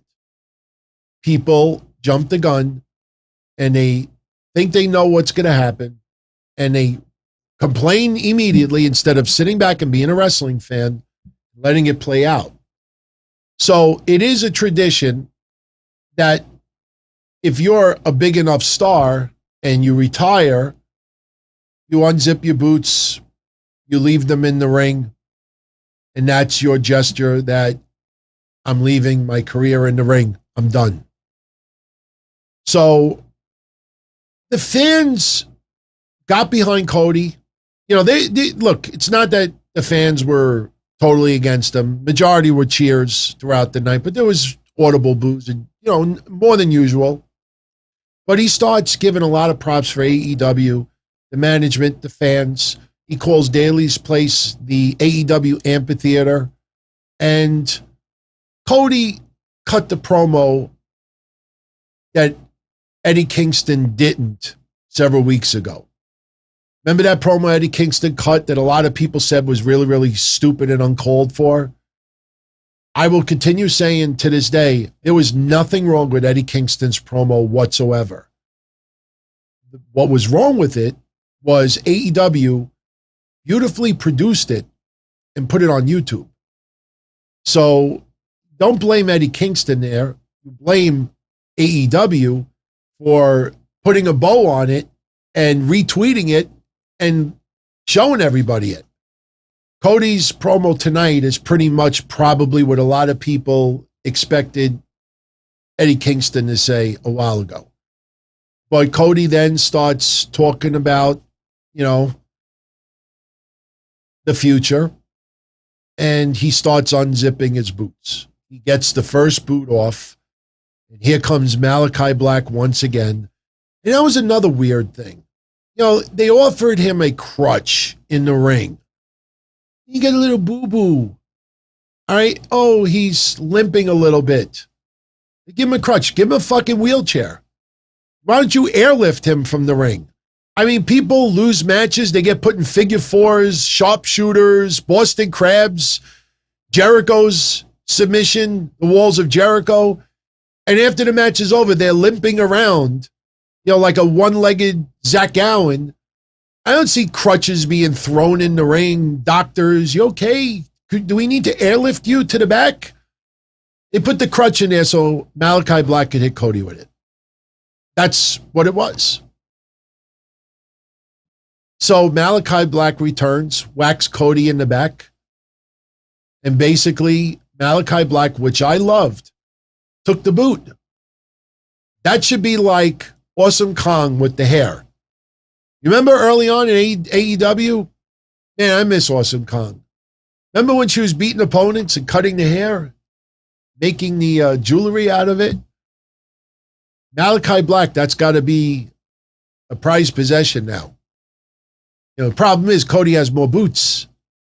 So unless Malakai Black is going to start building a collection of one boot Zach Allen would admire that collection, but, that's a trophy, obviously.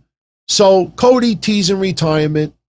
Malakai Black is not finished with Cody, and this storyline it will continue.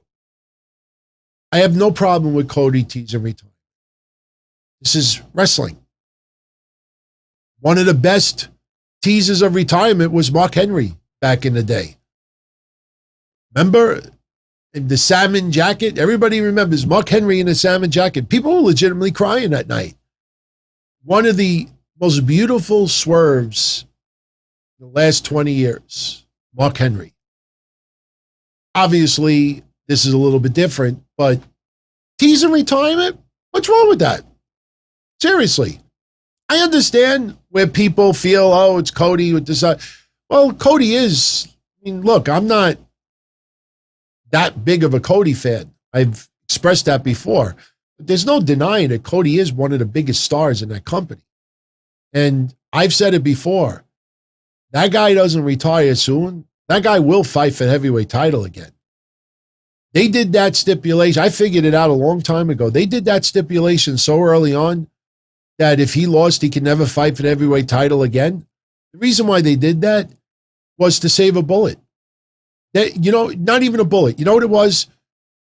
Like in a school, I don't think they have them anymore, but you ever see like in the schools of yesteryear, there would be like a glass case, and I think there would be like, some fire extinguisher or even an axe inside it. Like if you, for emergency, break the glass or whatever it is. Cody is that emergency glass. So when they need to pull, and it's absolutely necessary to have Cody main event a pay-per-view that they think is going to generate an insane amount of buys, that's when they break the glass for the emergency. Not saying AEW's in trouble, but when they're ready to do that, then they do the storyline, and Cody will go and fight for the title, and AEW will do it in a very predictable way. They'll leave it up to the fans. So when the fans in droves on social media, and you have all these hashtags, let Cody fight for the championship, and then AEW gives in and gives Cody the opportunity, then the fans think like, AEW listened to us. They gave us what we wanted. They always said they'd hear by the stipulations, but we demanded it and we got it. That's what they're going to do with Cody one day. Unless his contract ends and then they don't ever visit that. But that will happen. That will happen. We don't know when, though. We don't know when. So, that was Dynamite tonight. Not a bad show, but average, with the exception of a couple of points. The Brian Cage stuff just feels dead in the water. It's just, I can't understand how. Oh, did you hear the little dig? That little sneaky comment that Tony Schiavone said tonight. Tony Schiavone made a remark like, AEW, it's not about cruiserweights and middleweights and heavyweights. Like he made a remark like, I'm like, oh yeah? What happened to that promo with Cody outside in the back, taking stuff out of his trunk? They tried to throw that little comment. Look at all the heavyweights. Look at all the heavyweights and how they're being used. Miro is probably the one being used the best. By the way, speaking of heavyweights, our thoughts and prayers are with the Hobbs family. For those that don't know, Will Hobbs' mom passed away.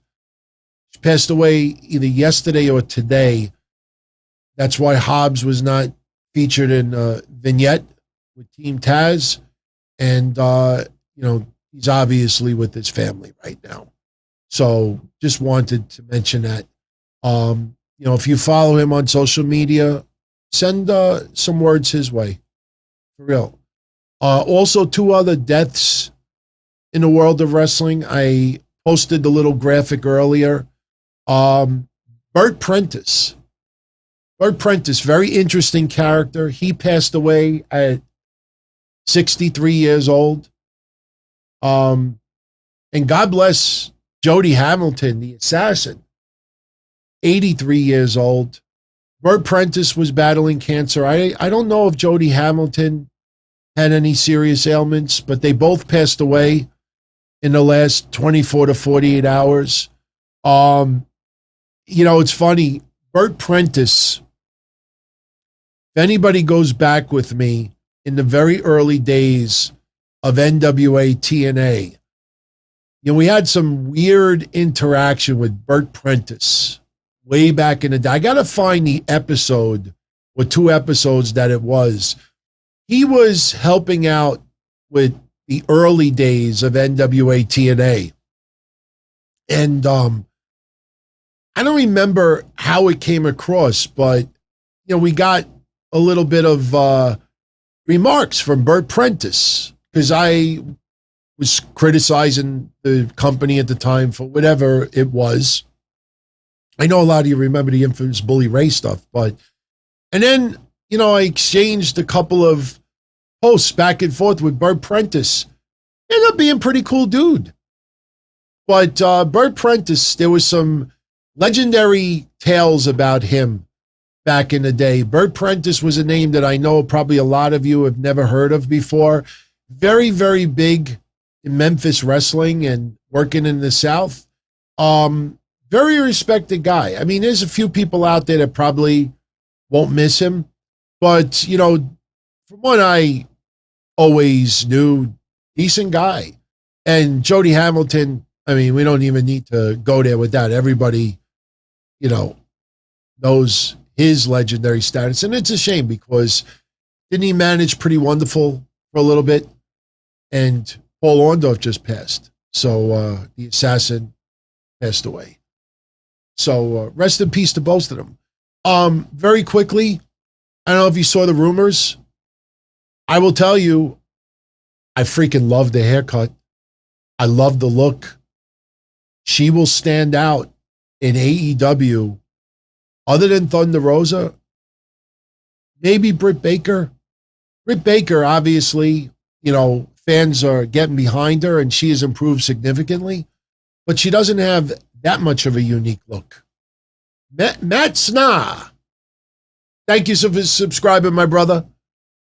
Much love. Much love. Big shout out. I'm so glad that they're all working tonight. By the way, I'm going to get into the rest of your super chats in a moment, but there's a lot of rumors that Ruby Riott is going to be joining AEW. This is a photo that she posted recently, and her real name, I think, is Ruby Soho. I don't know. It doesn't sound right. I don't know if that's actually her last name. It could be. I don't know. But I don't think so. But still, I love the short hair. I love the color. I love the look. I mean, that's one thing. If you have heard me talking about the AEW women's division and the NXT women's division and the WWE women's division, the one thing that really separates WWE across the board to AEW is not just obviously the level of talent, but the unique look of all the women, or majority of the women. You look at the women in WWE, and this one has this color hair, this one has this color hair, this one has this unique outfit, this one has this one is, like, it's the presentation is a gigantic factor for women in WWE. And you look again at Ruby Riott, Ruby Soho, and she comes in with the tattoos. She comes in with the short, like, red hair and the makeup like that. And she's going to, I mean, with the exception of maybe Thunder Rosa, she's going to look like in a league of her own. And this is exactly what we talked about a few weeks ago. AEW, I know there's a lot of upcoming women that they feature on Dark and Elevation, and, I don't know about Rampage, but some of those women are years away. And you got to focus on now. And you put Ruby in there. Ruby and Thunder Rosa would be fire. Ruby and Britt Baker would be pretty damn interesting. Ruby and Serena Deeb would be awesome. Then what? You see what I'm saying? Like, it's got to be more than just a couple of women. So they can't stop there. They really need to search more. I mean, you know, the Iconics, I don't know how I feel about that because I didn't like, you know, their run in WWE. I mean, it's nothing personal with them, but the yelling and the screaming, you know, it just, I don't know. I mean, we all feel bad that they got released, but when they were a tag team, you know, they weren't the most over tag team amongst fans. And Billie Kay, as much as people love her, be honest, Billie Kay, not the most talented women's wrestler out there. I don't know if Billie Kay enhances the AEW women's roster as far as in-ring ability, maybe the character. I don't know.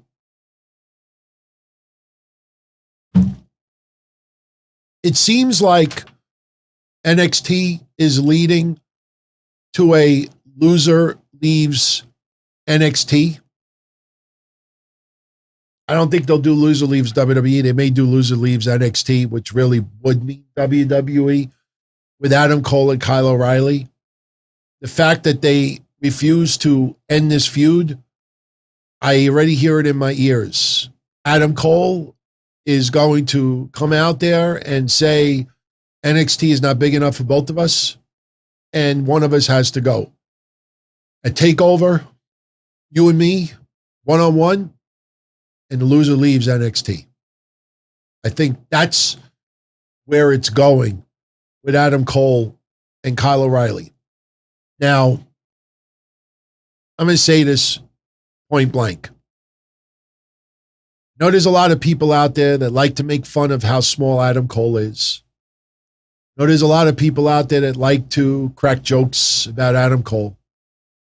But without question, Adam Cole is the MVP of NXT for the last couple of years, bar none. It's not even close. The people that usually crack the jokes are people who don't follow NXT, or they casually watch it and don't watch it on a regular basis. Otherwise, most of them would understand why the fans cheer Adam Cole, why the fans cheer Legado del Fantasma, why the fans cheer a lot of the heels there. Because they're there every week witnessing the dedication, the hard work, showing up, performing, doing your job to the fullest, whether there's 100 people in attendance or 10,000. Adam Cole, if he leaves WWE, that is a tremendous, tremendous blow to that company.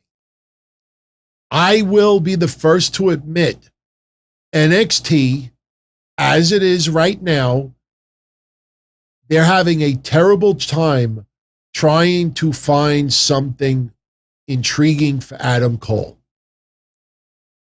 He has faced so many people on that roster that they don't know what to do. They don't want him to go up against Pete Dunne. Ridge Holland, I fucking love that he's back and he squashed Ikemen Jiro yesterday, Hero.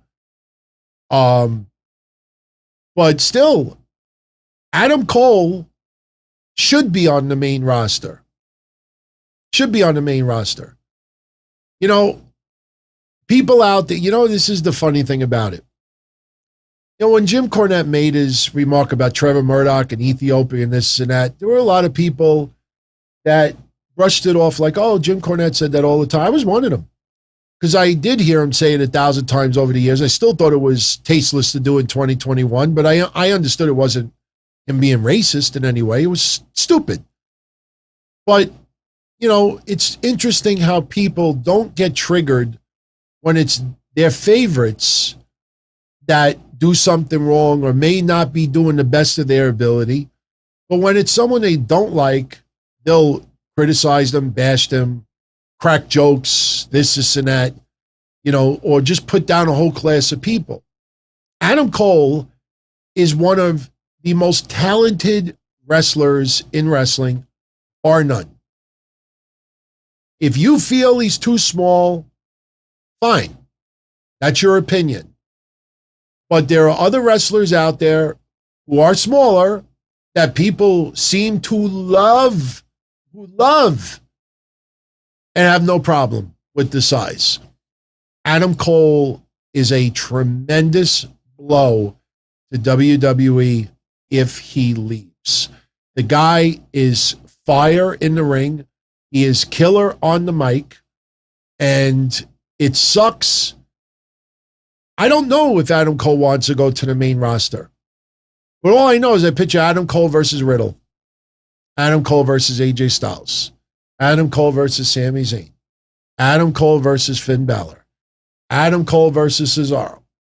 Adam Cole versus Robert Roode. Adam Cole versus Dolph Ziggler. Adam Cole versus Kofi Kingston. I could list 30 wrestlers. There'd be enough talents and feuds for him for a long time coming. And yet, people think, oh yeah, it's time for him to move on. Then he signs with AEW and they'll say, oh, here's another cast-off. Like, what is he supposed to do? Retire and sell tacos instead? Is that what he should do? You know, so Adam Cole, I'd be interested to see him in AEW. Absolutely. Absolutely. But I'm worried that he'll get lost in the shuffle. We'll see him wrestle maybe once every 3 or 4 weeks. They'll do, because you see that happens to almost everybody in AEW. I mean, their roster is so gigantic, and they got 4 TV shows, and they can't seem to put people in regular storylines every week. So Adam Cole, I think, would be a decent fit in AEW, and there's a lot of people I'd love to see him go up against. But there is no question, if Adam Cole leaves WWE, that is a tremendous blow. That is one of the top 5 wrestlers in the United States right now. I don't think anybody would disagree that. And we'll see what happens. But it sure feels like they're leading to a loser leaves NXT match between Adam Cole and Kyle O'Reilly. That's what it feels like. Yesterday on NXT, I had the match results. Oh, yeah. Hit Row over Legado del Fantasma. You know, I'm having a hard time feeling Hit Row. I mean, they look like a lot of posers. You know, other than Isaiah Swerve Scott, you know, I don't know. Something is, I think WWE's trying to force it too quickly. I think it needs to build a little bit more organically, in my opinion. Legado is awesome, by the way. Ridge Holland, happy to see him back. Kind of sucks that Ikemen Jiro was the sacrificial lamb for this week. Roderick Strong over Bobby Fish. I want to see Bobby Fish join the Diamond Mine, even though I feel that is dead in the water. Trey Baxter over Joe Gacy to advance into round 2 of the Breakout tournament. This is the current brackets. And it looks like the finals may be what I had predicted originally. I said Carmelo Hayes versus Odyssey Jones in the finals. Carmelo Hayes has got the it factor. Odyssey Jones, I think, is a very special kind of talent. I think Odyssey Jones is destined for the main roster quickly. But I think Carmelo Hayes and Odyssey Jones will be your final. And Mike in Brooklyn, I talked about the Zoe Stark Io Shirai segment earlier. To me, it was not a bad segment. Only because I understood what they were doing. Zoe Stark, they're turning her into a heel. Zoe Stark, the storyline is, you know, she doesn't get along with Io Shirai. And the Japanese stuff yesterday was not racist, right? It wasn't. And people interpreting it that way, you know, I don't even pay attention to those people. I don't even pay attention to them. It was not a great segment. It fell flat in a lot of ways, that I will admit. But again, many of you out there ever come to my neck of the woods and they say, hey, DT, where do you want to go? I'll take you out for some good Italian food. Why would I think that's racist? I'm Italian. I like Italian food. If I date someone, my fiance is Ecuadorian and German. And when I first took her out to dinner, I said, what do you want to go for? I said, what are you in the mood for? You have any favorite like Ecuadorian restaurants? And she's like, no, I don't really like the food all that much. She didn't get offended by it. It wasn't racist. It's because if you're Spanish, chances are you ate Spanish food growing up. I had friends that I went to grammar school with. This guy, Vladimir. Every time I went to his house, I smelled arroz con pollo. So a lot of people, their tradition is based on their heritage. When it's St. Patrick's Day and everybody eats corned beef and cabbage, people don't accuse being racist because, you could have corned beef and cabbage. Why do you fucking say that? Because I'm Irish? The fuck is that? No. Please. If I date someone and she's Chinese and, her culture grows up and everybody eats Chinese food, if I say, where do you want to go out to eat? You want to go to this really nice restaurant and I want to take it to a Chinese restaurant? That's not racist. It's because it's a culture. And if she likes the food, I take her to, people are just too deep with this shit. Don't go too deep with it. Just because you don't like the evil Vince McMahon doesn't mean that every storyline has some nefarious intentions behind it. I don't like cabbage. But there's an Irish pub when we go to Mohegan Sun. There's an Irish pub. And one of the items on the menu is corned beef, cabbage, and potatoes. So when I went to the Irish pub, I said you have corned beef, cabbage? Yeah, we got corned beef. Did the woman say why? Because we're Irish? Was that race duty? Racist? And people think too deep. Johnny Gargano over Dexter Lumis. Loser, lover or loser match. Thank God. Thank God they finally advanced this storyline. Gargano wins. Lumis doesn't get the girl. And Indy Hartwell runs in the ring, tackles Dexter Lumis, and they play tonsil hockey for a couple of moments. And everybody's like, ah. Now you know what I want to see? I want to see a skit where Johnny Gargano, Candice LeRae, Indy Hartwell, and Dexter Lumis go to the movies, go out to dinner, and it's like a double date. And then they show Austin Theory, and he's sitting on the side, and he just looks awkward and out of place because he has nobody. I would even pop if Austin Theory just looked over and Dexter Lumis looked back at him, and then they looked straight. We need some comedy segments now. We would need some double dating. Watch. Bet you it happens. Yeah, on a wrestling show, we need some double dating segments because you should have a little bit of content for everyone. Not everything needs to be a 5-star technical match.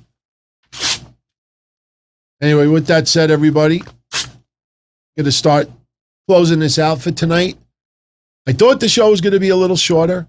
Last week, I think we did 2 hours and 40 minutes, so we actually are ending a little bit sooner. But Austin Theory sitting with Scarlett. Look, the night that Karrion Kross lost against Jeff Hardy, I said to Mish on that Monday show, when the vignettes did not show Scarlett even once, I said, you think they may do a storyline where, since Scarlett is not there, Karrion Kross is losing a little bit of his groove. Scarlett reappears, and he gets it back. Now I'm seeing it being reported as news articles. That's not revealing or breaking news. Those are the people a little bit late figuring it out. That's what that is. Karrion Kross losing to Keith Lee on Raw Monday, I brought it up Monday, and a lot of you agree with me. Having Karrion Kross, I don't agree with it, but this is the WWE logic. Karrion Kross losing on Monday gives the suspension of disbelief that Karrion Kross could lose. You need that when he takes on Samoa Joe. If Karrion Kross comes out there week after week and destroys people right now, Samoa Joe has no shot. Samoa Joe, people may fantasize, but deep down inside, they're like, oh, I'd love to see Samoa Joe win, but he has no shot. That's why WWE is bringing Karrion Kross down to earth a little bit. And they're trying to cover it up with a sub-storyline that Karrion Kross is losing because there's something missing. Scarlett. My original thinking that Scarlett may have needed a little bit of time off, personal reasons. That may end up being the case. I don't think there was any falling out. I don't think there was any issues whatsoever. I think she might have needed some time off, was granted it, and WWE turned it into a storyline. Simple. And all that butthurt triggering, in 2-3 weeks from now, that will be long forgotten. Karrion Kross will be fine. They'll be fine. People need to be more of a wrestling fan than a bitter bitch. Even Monday, Keith Lee. Keith Lee, a lot of people thought he was losing. That's it. Nail in the coffin. It's a death nail. That's it. After tonight, he's gone.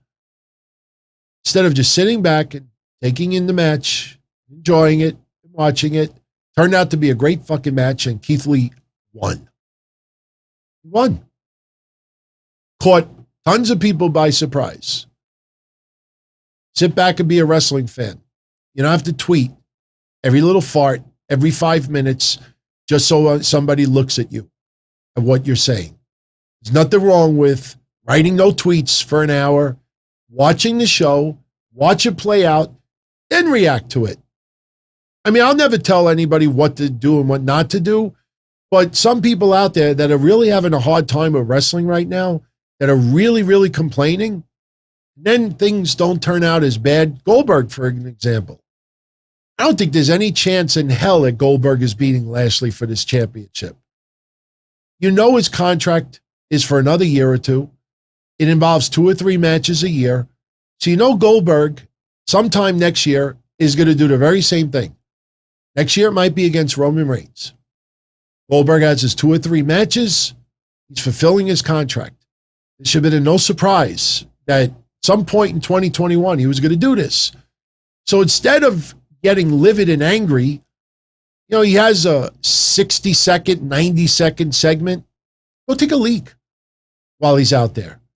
And then if Lashley beats him in 4 minutes, you'll look back and be like, oh, okay, that wasn't that bad. It's almost like going to the doctor and you're getting your first needle, and the needle is called Goldberg. I don't want a needle. No, I don't want Goldberg. No, don't give me Goldberg. Please, no, oh, no, Goldberg. Ah! It wasn't that bad. I don't have to think about the needle anymore. I got my booster shot. Not a big deal. I'm tired. It's time for me to go, everybody. Don't forget, if you want a chance to win this, go to this past Monday's show. I mean, I shouldn't have to tell you how to play.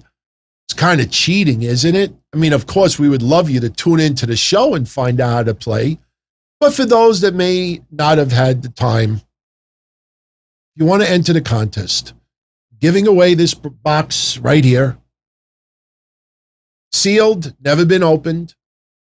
It's got inside everything that you see, including an autographed photo of The Fiend, including a shirt, Huskus the Pig, size extra large. If you go on eBay right now, they're selling between $100 and there's some people actually trying to get $249 for them. They're not worth that much, but this is sealed, never been opened. All you have to do is, number one, be a subscriber to the channel.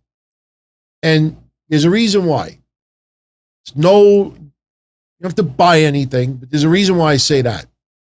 You have to be a subscriber to the channel to claim your prize. The second thing, all you got to do is post a comment. Post a comment on the show that we did Monday, August 2nd. In fact, with the technology, what are we at? 2 hours and 25 minutes? I'll splice it in. When I go like this, for those on the mobile phone or the computers, not live, but later on, you're going to see a link up here. Just click that link for Monday's show and post a comment in the comment box. If you tell me that I suck and Kevin Castle rules, you're probably going to get shadow banned. Not because Kevin Castle doesn't rule. I have no problem with the guy anymore. But if you're going to just try to throw digs at me and they think you're going to get under my skin, you're going to be screaming in the air. Because a few people last week tried to do that shit, and they're still writing comments on all my videos. They have no idea that the only people that see their comments are themselves. I don't like shadow banning people, but if you want to do that to play, then I'll play. But post a comment. Doesn't have to be DTU rule because it's not going to elevate your chances to win. Don't post 10 comments because it doesn't give you more chances to win. That's not how this randomizer thing works. It picks everybody's name equally. Just post a comment. And then next Monday, during our show live, Mish and I will randomly, we have a program that we show live on the screen, so we don't finagle a program. It's no way to finagle it. We're going to randomly pick a winner, and then you have to claim your prize during the live show. All you got to do is show up in the chat, and we'll know it's the real person because we could tell by their avatar. All you got to do is show up in the chat and say, I'm here to claim my prize, and you win. That's it. So the reason why I say you have to subscribe is because our chat room is set up that only subscribers can chat. This keeps out trolls, and subscribing costs nothing. So I don't want to see someone win, and then because they're not a subscriber, they can't go in the chat room and claim their prize. Now, for those that are going to ask, what happens if the person that wins Monday is not there live and doesn't claim the prize? Then we will do the contest the following week and start it all over again. Now, I will do this for all of you out there to be fair. Our Monday show goes on average between 90 minutes and 2.5 hours. I do not think it is fair that you would have to sit on your phone or on your computer the whole 2 hours plus wondering when we were going to do this contest. I don't want anybody to feel like they have to sit because they don't know when we're going to pull it. I will tell you that our show starts at 11:05 p.m. By midnight, we will pick a winner. So within that first hour of the show, we're going to pick a winner. It'll probably be closer to the midnight hour. So, we pick it. You want to sign off, totally your prerogative. So, all right, let me finish up some super chats. Some I know I answered earlier. Some kind of flew by so fast I didn't get a chance to say anything. And then we'll call it. Big Armada, 1988. John Cena said way worse during his Thugonomics days than anything Max Caster has said. Yeah, absolutely. The only thing is, number one, I go by the saying, 2 wrongs don't make a right. Beat 90. What's up, man? Calls me Uncle DT. Uncle T. I like Uncle T. Uncle T. Uncle Tony. That's what my nieces say. Uncle Tony. How come you didn't buy me nothing for Christmas? You don't justify obnoxious behavior with other obnoxious behavior. Just because John Cena said it doesn't mean makes it better than Max Caster says it. We've had some wrestlers say some pretty horrible stuff over the years. Again, do I think Max Caster should be fired? No. This is why people like Matt Hardy, Mark Henry, Paul White, and veterans are needed in AEW.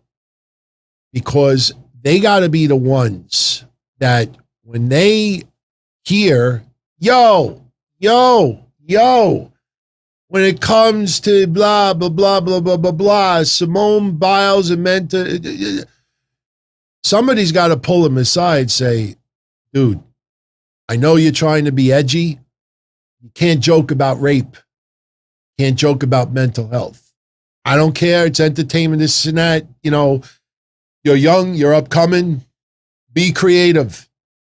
That's the challenge. Near Faye. What's up, Rear? Did I say Rear? Holy shit, it's getting late. I've been up since 6:30 this morning. So, Rear. But much. Near, thank you, my friend. Peace. Absolutely. You need these guys to be mentoring the young stars of tomorrow. Max Caster is very, very young in the business. He's not 19 years old, I don't think, but he's still very, very early in his career. That's where the veterans have to pull him aside and, you know, get into his head a little bit. Not Dave Lagana, the guy on Busted Open, shit, I can't remember his name right now. Anyway, he had some derogatory things to say about Max Caster yesterday. Max Caster responded back like, oh, you know, like, thank you for being a fan or this and that, or like, no, I honestly, if I was Max Caster, I would kind of like shut up. And Dave LaGreca, thank you. He said Lagana, LaGreca. I knew it was Dave La something. Dave LaPointe. Dave LaRoche. La Roche. Outdated reference. But people have to mentor these stars. Somebody, and again, it's very disturbing that not one person in AEW thought that was offensive. Fans, all right. But still, not one wrestler for those 5 days thought anything wrong with it. And again, if you don't know the acoustics of Daly's place, trust me when I tell you, when Max Caster is yelling on a microphone through loudspeakers, every person in the back hears it blasting in the back through the loudspeakers. The only place you probably would not hear it is if you were in the shower. Seriously, I'm not even joking. Or if maybe you were in the bathroom and you're drying your hands and you push that hand dryer thing and that loud noise, maybe that's what happened. Maybe Tony Khan took a shit, washed his hands. It's what he should have said. Look, I didn't hear it. I was in the bathroom. I washed my hands. I had the thing on and it was loud. And all I heard was, yo. And then I turned. There's no excuse for it. None. Max Caster should not be fired. He said stupid stuff. It's a little disturbing that everything runs through Tony Khan. Somehow this one didn't. Somehow you get caught. Just because you got millions doesn't mean you know how to talk your way out of a paper bag. You can't buy street smart. Sorry. I think Tony Khan, the perception is he is a really, really nice guy. Very, very bright, dedicated, hard worker, good guy, street smart. Little things like this, from that tweet that time to this, he doesn't show any street smarts, in my opinion. Jonathan E., I don't blame you, my friend. I take little, hiatuses from social media. So you just got to surround yourself with more positive people. Anthony Diaz, all his hype about Punk. As I said earlier, he's got to wrestle. Nobody wants to see him come in and be a figure piece. Fuck that. People are fantasizing matches already. There's no way you bring CM Punk in as anything but a wrestler. MCrew78, thank you again for the kind words, my brother. I appreciate it more than you will ever know. And once again, a reminder, if anybody that is a channel member, if you're in this category, I got my stream deck. If you're in this category, wait, what the hell is this? Why'd it go to VIP? That was weird. That was very weird. Oh, I know. Wait. Wow, it's pulling up Io Shirai instead. No problem. I will have to do it the lazy way. Anybody that's on that list, don't forget, drop down your tier. Everybody that's on this list is a VIP channel member, and we're getting rid of the $9.99 tier. It's only going to be $1.99 and $4.99. I never wanted this channel to be a money grab, and I know a lot of you out there, you've said, no, it's cool. But I want to drop it down so everybody could, I want to just keep it down to 2 tiers. Very simple. So next week, I'm going to be eliminating that tier. So drop down, you lose nothing. I mean, and honestly, that smaller tier, there was only 2 people in it before. So it's not like suddenly we're going to have 500 members of the Donzella Army, Commander Aziz's. And I appreciate all of you, no matter what tier. But for those in the $9.99 tier, I'm getting rid of that tier. Drop down into $4.99, you lose nothing. In fact, you'll be gaining some stuff too. So, let's get into a couple other super chats. Want to give some special shout outs to Reet90 and not Rear, but Nirafe. And Reet, Mixler is done. I could still use Mixler, but I don't like the configuration. And in fact, for those live right now that miss an audio only feature for live shows, I mean, there's a lot of you out there that access the audio only after the show airs. Next week or the week after, I'm just waiting for Spreaker to get back to me. But starting next week or the week after, every live show will have an audio only version live. We will link all the chat rooms together, so you'll still be able to chat with everybody. But for those out there that really don't want to connect to YouTube or don't want the video option for the live show, you will have an audio only option in the very near future. So we're really trying to expand this and, just make it more enjoyable for everybody out there. So thank you, Reed, for the kind words. I think we're done. We are done. So everyone, if you're not busy tomorrow night, join me at 10:05 p.m. It's live calls. Ask me anything. Wrestling is not the only topic on the menu. Whatever you want to talk about, nothing is out of bounds. Tomorrow we'll give away the Atom Bomb. It's signed. It's still in the packaging. You also get with it. Let's pull it out. Someone will also win this autograph photo of Atom Bomb.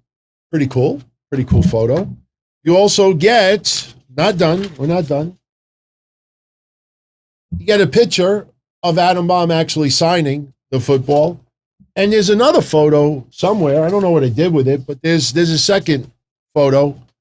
So, somebody's going to win that tomorrow, live on the show. I haven't figured out what tomorrow's contest is going to be for the following week.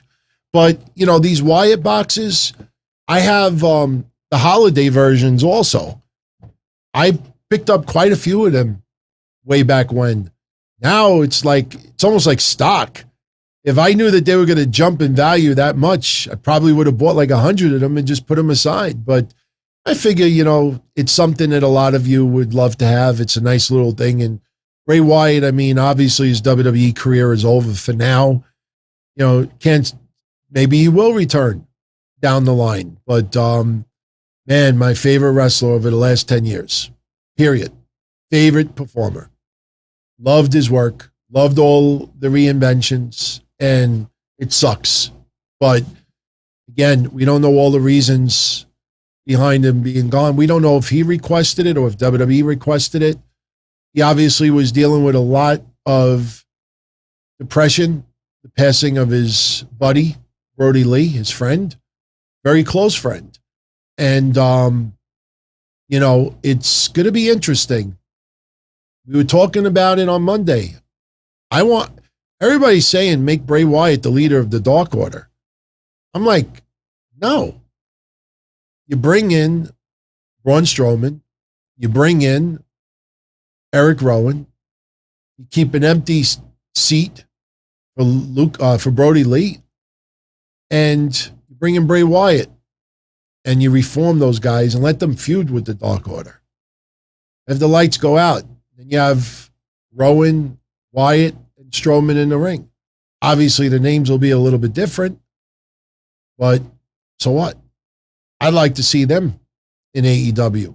I know their roster is bloated already. AEW is going to have to start making cuts. You have to start making cuts. Got to stop. Oh, we're in the middle of COVID. You can't cut anybody. It's not right. No, you have to run your business too. They're going to have to start cutting some wrestlers or not renewing deals. They got to focus. They got to focus. So, so tomorrow, join me live. We'll talk about anything. You want to talk about, the Cuomo situation, which I had a very interesting response to that yesterday on Patreon. We'll talk about it tomorrow.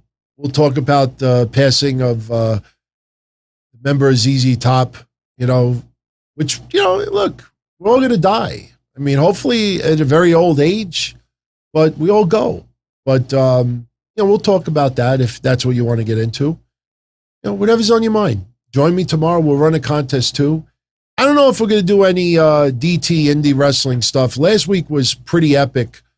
Streaming 30 minutes of that content and some very memorable moments that I talked about for 15 years, but nobody had ever seen before. I saved that one for a special moment. I have others too, but I think we'll probably take a week or two off with the DT stuff, with the wrestling, in the ring stuff. We'll revisit it in the very near future. So I don't know about Lenny tomorrow, but maybe we're doing some Lenny stuff next week. If people out there have no idea what I'm talking about, it's too much to explain right now, but a whack job.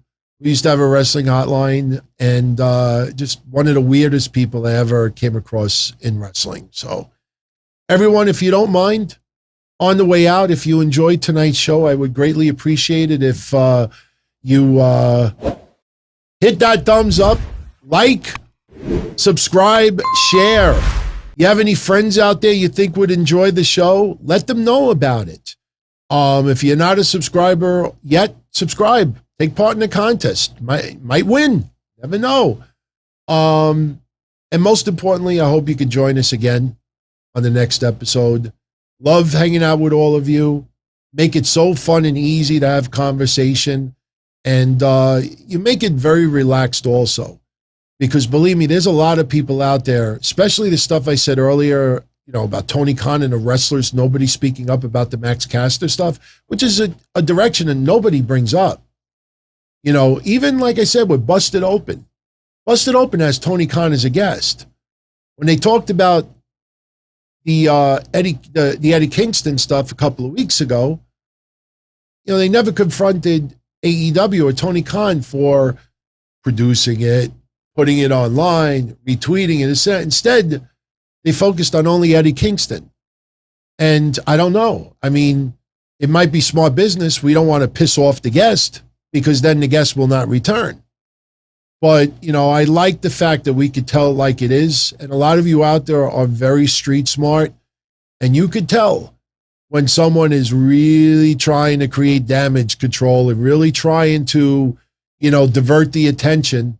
That little conversation, I'm sorry I didn't have the graphic on there earlier, but that little excuse that Tony Khan made that he was doing other things in the back, everybody accepted it. But yet they don't understand that every single person in the back, including the roaches, the cockroaches on the floor, the ants rolling around in the old knishes, everybody heard what he said. Nobody found it offensive to talk about it. Not one fan. For the 5 days after they saw it live and in person, not one fan was irate enough to talk about it online and demand an apology. Nobody. That's very telling. And it's very predictable. And that is the sheep mentality that you see online. We're not sheep. We'll never be sheep. But I'm going to get out of here. Everyone have a great night. Much love as always. I'm kind of afraid to hit these buttons because the Stream Deck doesn't seem to be working like it should, but I'm going to hit this button and see what happens. See, Hoovy comes up. Oh, that sucks, man. That sucks. All right, so I have to do it the manual way. Where are you? Oh, yeah, you're over here. Much love, everybody. Have a great night. I'll see you tomorrow night, 10:05 p.m. Ciao. As far back as I can remember, I always wanted to be a podcaster. For me to live any other way was nuts. To me, those goody-good people who worked shitty jobs for bum paychecks and took the subway to work every day and worried about their bills were dead. I mean, they were suckers. They had no balls. If I wanted something, I just took it. I ran everything. I paid the bills. I paid the host. I even paid the masked maniac. Everybody had their hands out. Everything was for the taking. We always called each other good fellas. You would always hear from somebody. You're gonna like Don Tony. He's alright. He's a good fella. He's one of us. But if you're part of my crew, nobody ever tells you they're gonna get rid of you. It doesn't happen that way. There weren't any arguments or curses like in the movies. See, your haters come with smiles. They come as your friends, the people who've claimed they care the most for your life. And now that's all over.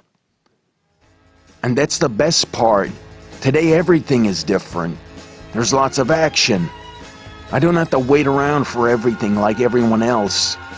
Oh, I didn't get the vaccine? Fuck you, vaccine me. Oh, your delivery guy has COVID? Fuck you, feed me. Right after I moved here, I ordered egg noodles and ketchup, and I got spaghetti with meat sauce. I'm no longer an average nobody, while they get to live the rest of their lives like a bunch of schnooks.